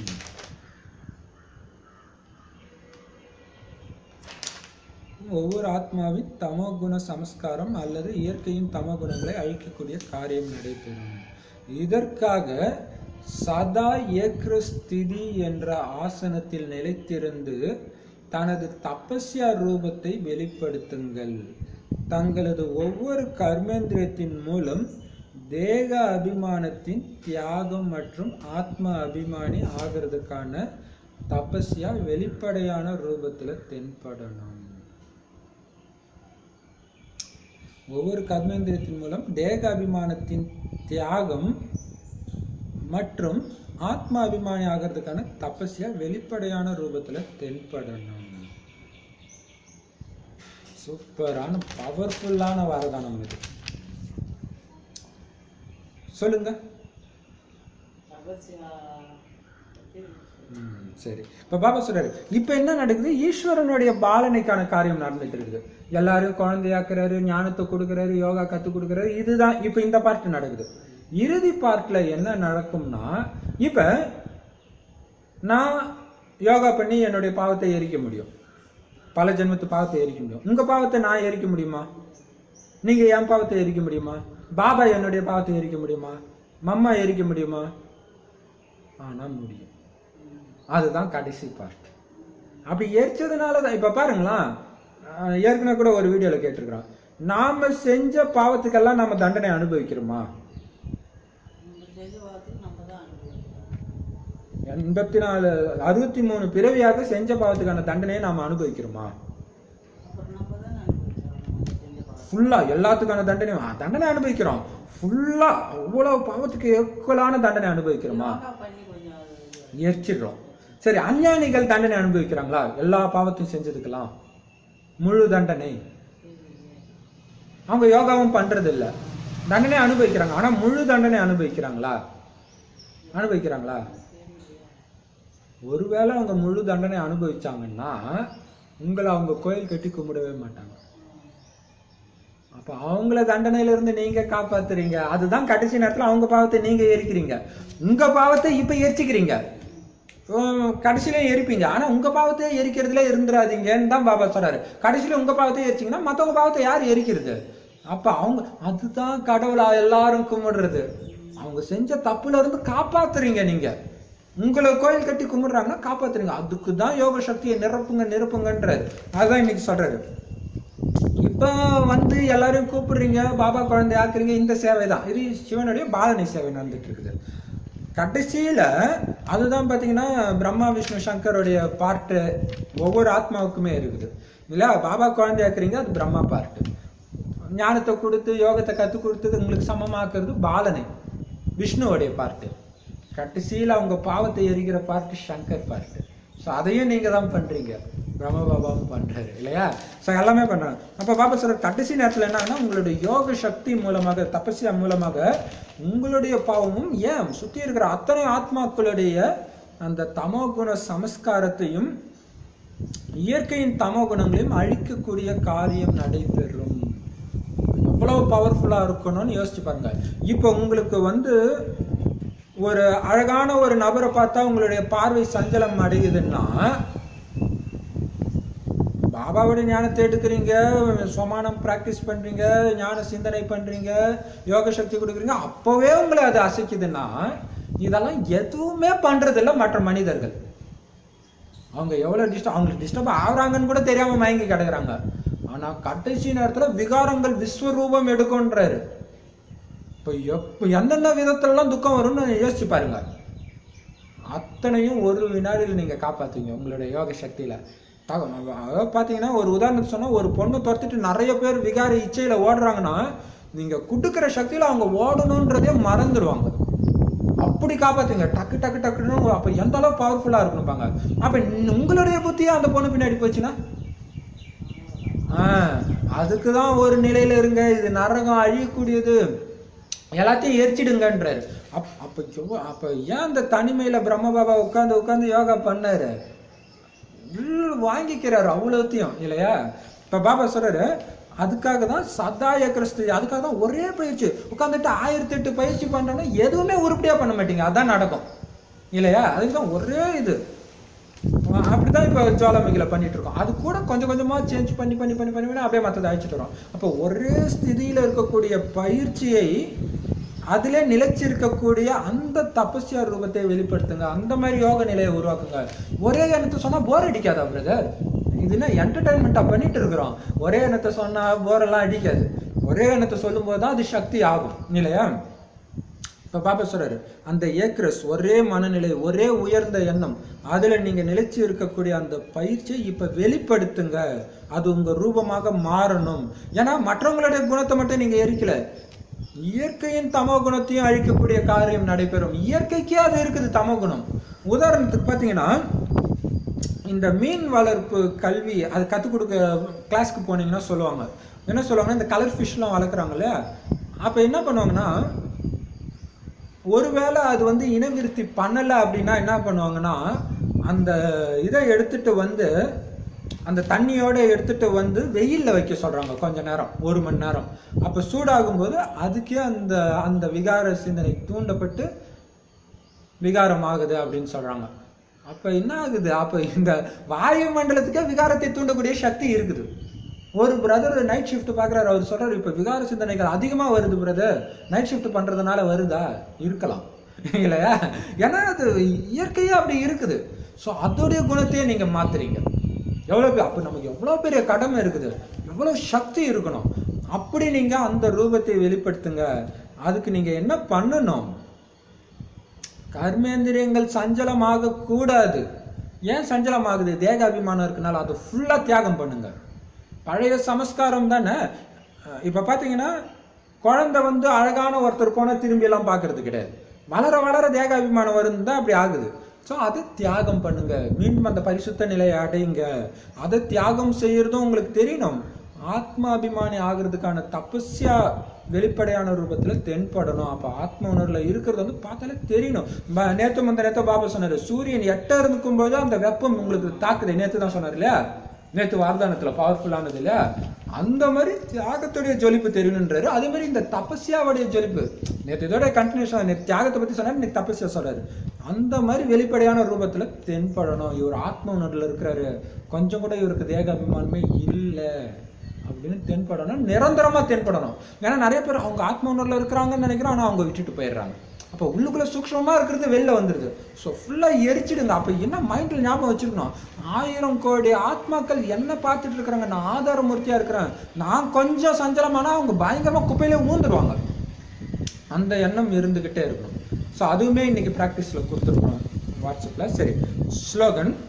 சமஸ்காரங்களின் மோதல்கள்ல இருந்து பாதுகாப்பாக இருக்கிறதுக்காக குழந்தை மற்றும் எஜமானன் என்பதில் நிலையில் இருங்கள். சூப்பர் இல்லையா? சமஸ்கார மோதல் தான் பெரிய மோதல் இல்லையா? சேவை போகும்போதெல்லாம் அந்த சமஸ்கார மோதலை இடிக்க ஆரம்பிக்கும். அப்ப அதுல இருந்து நீங்க பாதுகாப்பா இருக்கணும் அப்படின்னா, ஏற்கனவே உள்ள ஒண்ணு சொல்லியிருந்தாரு இல்லையா, யோசனை ஏற்றவரா இருக்கிற மாதிரி அது ஒண்ணு ஆயிடணும். இந்த சேவையில பிஸி ஆயிடணும். அது ஒரு யுக்தி. இன்னொன்னு பாபா சொல்றாரு, குழந்தை எஜமானன். எப்ப குழந்தையா இருக்கணுமோ அப்ப குழந்தையா இருக்கணும், எப்ப எஜமான் ஆகணுமோ அப்ப எஜமான் ஆகணும். அப்ப எப்ப குழந்தையா இருக்கணும்? பாபா சொல்றத கேட்கறதுல குழந்தையா இருக்கணும் இல்லையா? ஆனா இந்த சமஸ்கார மோதல்னு ஒண்ணு வருது பாருங்க. உங்களுடைய மைண்டு ஆத்மாவை இயக்க ட்ரை பண்ணும்போது என்ன ஆயிடணும், ஏய் நான் எஜமானன், நீ வேலைக்காரன், நான் சொல்றதை நீ செய். என்ன செய்யணும்? அமைதி ஸ்வரூபமாக அமைதியின் சக்தியை கொடு. அவன் கோபத்தை கொடுக்குறான், கொடுக்கல, அதுவும் அவன் வேலை. நீ அப்ப அவன் உன்னை இயக்குறான்னு அர்த்தம். ஒருத்தன் கோபப்பட்டு நீங்க கோபப்படுறீங்கன்னா அவங்க உங்களை இயக்குறாங்கன்னு அர்த்தம். உனக்கு நான் எஜமானா அவன் எஜமானனா இல்லையா? அப்ப நீங்க எஜமான ஆகுங்க, அடிமை ஆக்குங்க, அதிகாரி ஆகுங்க. அப்ப அந்த சக்தி சொரூபம் ஆகுங்க அப்படின்னு சொல்றாரு. போன வாரத்துல வந்துச்சு, ஞாபகம் இருக்குதா? வரதானத்துல சொன்னாரு, ஆத்மா உடல் இணைந்த ரூபம், ஆனா ஆத்மா தனிப்பட்டது. உடலை அடிமையாக்கி நீங்க அதிகாரி, அந்த ஒரு குஷியில இருக்கணும். நீங்க சொல்றத உடலும் கர்மேந்திரங்களும் ஞானேந்திரங்களும் கேட்கணும். ஞானேந்திரம்னா மனசு புத்தி, ஸோ அதை கேட்கணும். கர்மேந்திரங்கள்லாம் ஐம்புலன்கள் எல்லாமே நீங்க சொல்றதை கேட்கணும். அடுத்தது இதே மாதிரி பாபாவும் நீங்களும் இணைந்த ரூபம் ஆகுங்க, அதாவது ஆத்மாவும் பரமாத்மாவும். ஸோ பரமாத்மா சொல்றத ஆத்மா கேட்கணும், ஆத்மா சொல்றத உடம்பு கேட்கணும் அப்படின்னு சொன்னாரு இல்லையா? அதுவும் பாதுகாப்பா இருக்கிறது தான். அதுதான் இதுக்கு அர்த்தமே ஆக்சுவலா. பரமாத்மா சொல்றத ஆத்மா கேட்குதுன்னா ஆத்மா அங்க குழந்தை, ஆத்மா சொல்றத உடம்பு கேட்குதுன்னா ஆத்மா அங்க அதிகாரி. அதேதான் இப்ப வேற அர்த்தத்துல கொடுக்குறாரு. ஓம் சாந்தி. சூப்பர் பாபா எப்படி குஷிப்படுத்துறாரு இல்லையா? நல்ல இயற்கையான காத்தும் கொடுக்குறாரு. ஓம் சாந்தி. பவர்ஃபுல்லா பாபா. சரி, பாபா என்னென்ன சொன்னாரு?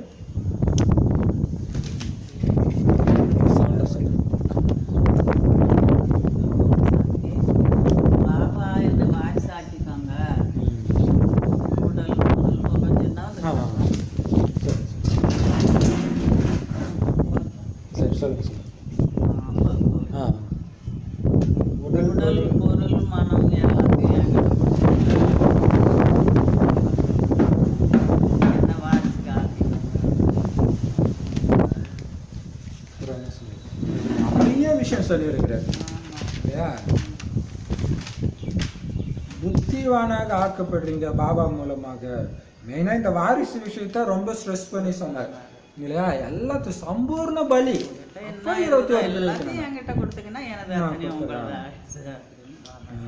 அப்புறம் கடவுளுக்கும் தேவதைகளுக்கும் உள்ள வித்தியாசம் சொன்னாரு. பூஜாரிகளாக நீங்க தான் ஆகுறீங்க, உங்களுக்கு தான் அந்த மூணாவது கண்ணு கிடைக்குது, மூணாவது கண்ணு கிடைக்கிறது சொன்னாரு. ஸோ ஞான மைய கொடுக்கக்கூடியவர் இவர் எங்க இருந்து வர்றாராம்? பரந்தாமத்துல இருந்து சூட்சுமோதனத்துக்கு மேல இருந்து நான் இங்க வரேன். நான் வர்றதுக்கு ஒரு வினாடியில நான் வந்துடுவேன். என்னை விட ஸ்பீடு இந்த உலகத்துல யாரும் கிடையாது. அப்படிப்பட்ட ஸ்பீடானவரை விட்டுட்டு எல்லாம் போன மாதிரி இருக்கிறாங்க, அவங்கள போய் ஆதாரமா பிடிக்கிறீங்களே, எவ்வளவு பெரிய விஷயம் இல்லையா? அதான் சொல்றாரு அவரு. அதாவது நீங்க எந்த அளவுக்கு என்ன நினைக்கிறீங்களோ அந்த அளவுக்கு நானும் உங்களை நினைவு செய்யறேன்றாரு. அப்ப நீங்க குட்டுக்கிற அந்த நினைவு தான் அவருக்கு உங்களை நினைக்கணும்ன்ற அந்த உணர்வு தூண்டுது. ஏன்னா ஒரு யோசனையற்றவரா இருக்கிறாரு. அப்ப அது இருக்கும் போது அவரும் நினைக்கிறாரு. எவ்வளவு பெரிய விஷயம் இல்ல? அப்ப அது எண்ணத்துடைய சக்தியை பாபா சொல்றாரு. இன்னைக்கு உலகம் ரொம்ப கீழானதா ஆயிடுச்சு. அதனால என்ன பண்ணிட்டாங்க, சொர்க்கத்தை நரகம்ன்றாங்க, நரகத்தை சொர்க்கம்ன்றாங்க. பிரம்மாவுடைய இரவுல தான் நான் வரேன். அதான் சிவராத்திரி. Super point. அது நோட்டீஸ் அடிக்கல. சிவராத்திரின்னு பேரு ஏன் வந்துச்சு, நவராத்திரின்னு ஏன் வந்துச்சு? சூப்பரா அடிக்கலாம் அந்த நோட்டீஸ். சூப்பரானது. உடனே போய் எழுதி வச்சு நல்லா நம்ம பண்றோம். வேற என்ன சொன்னாரு?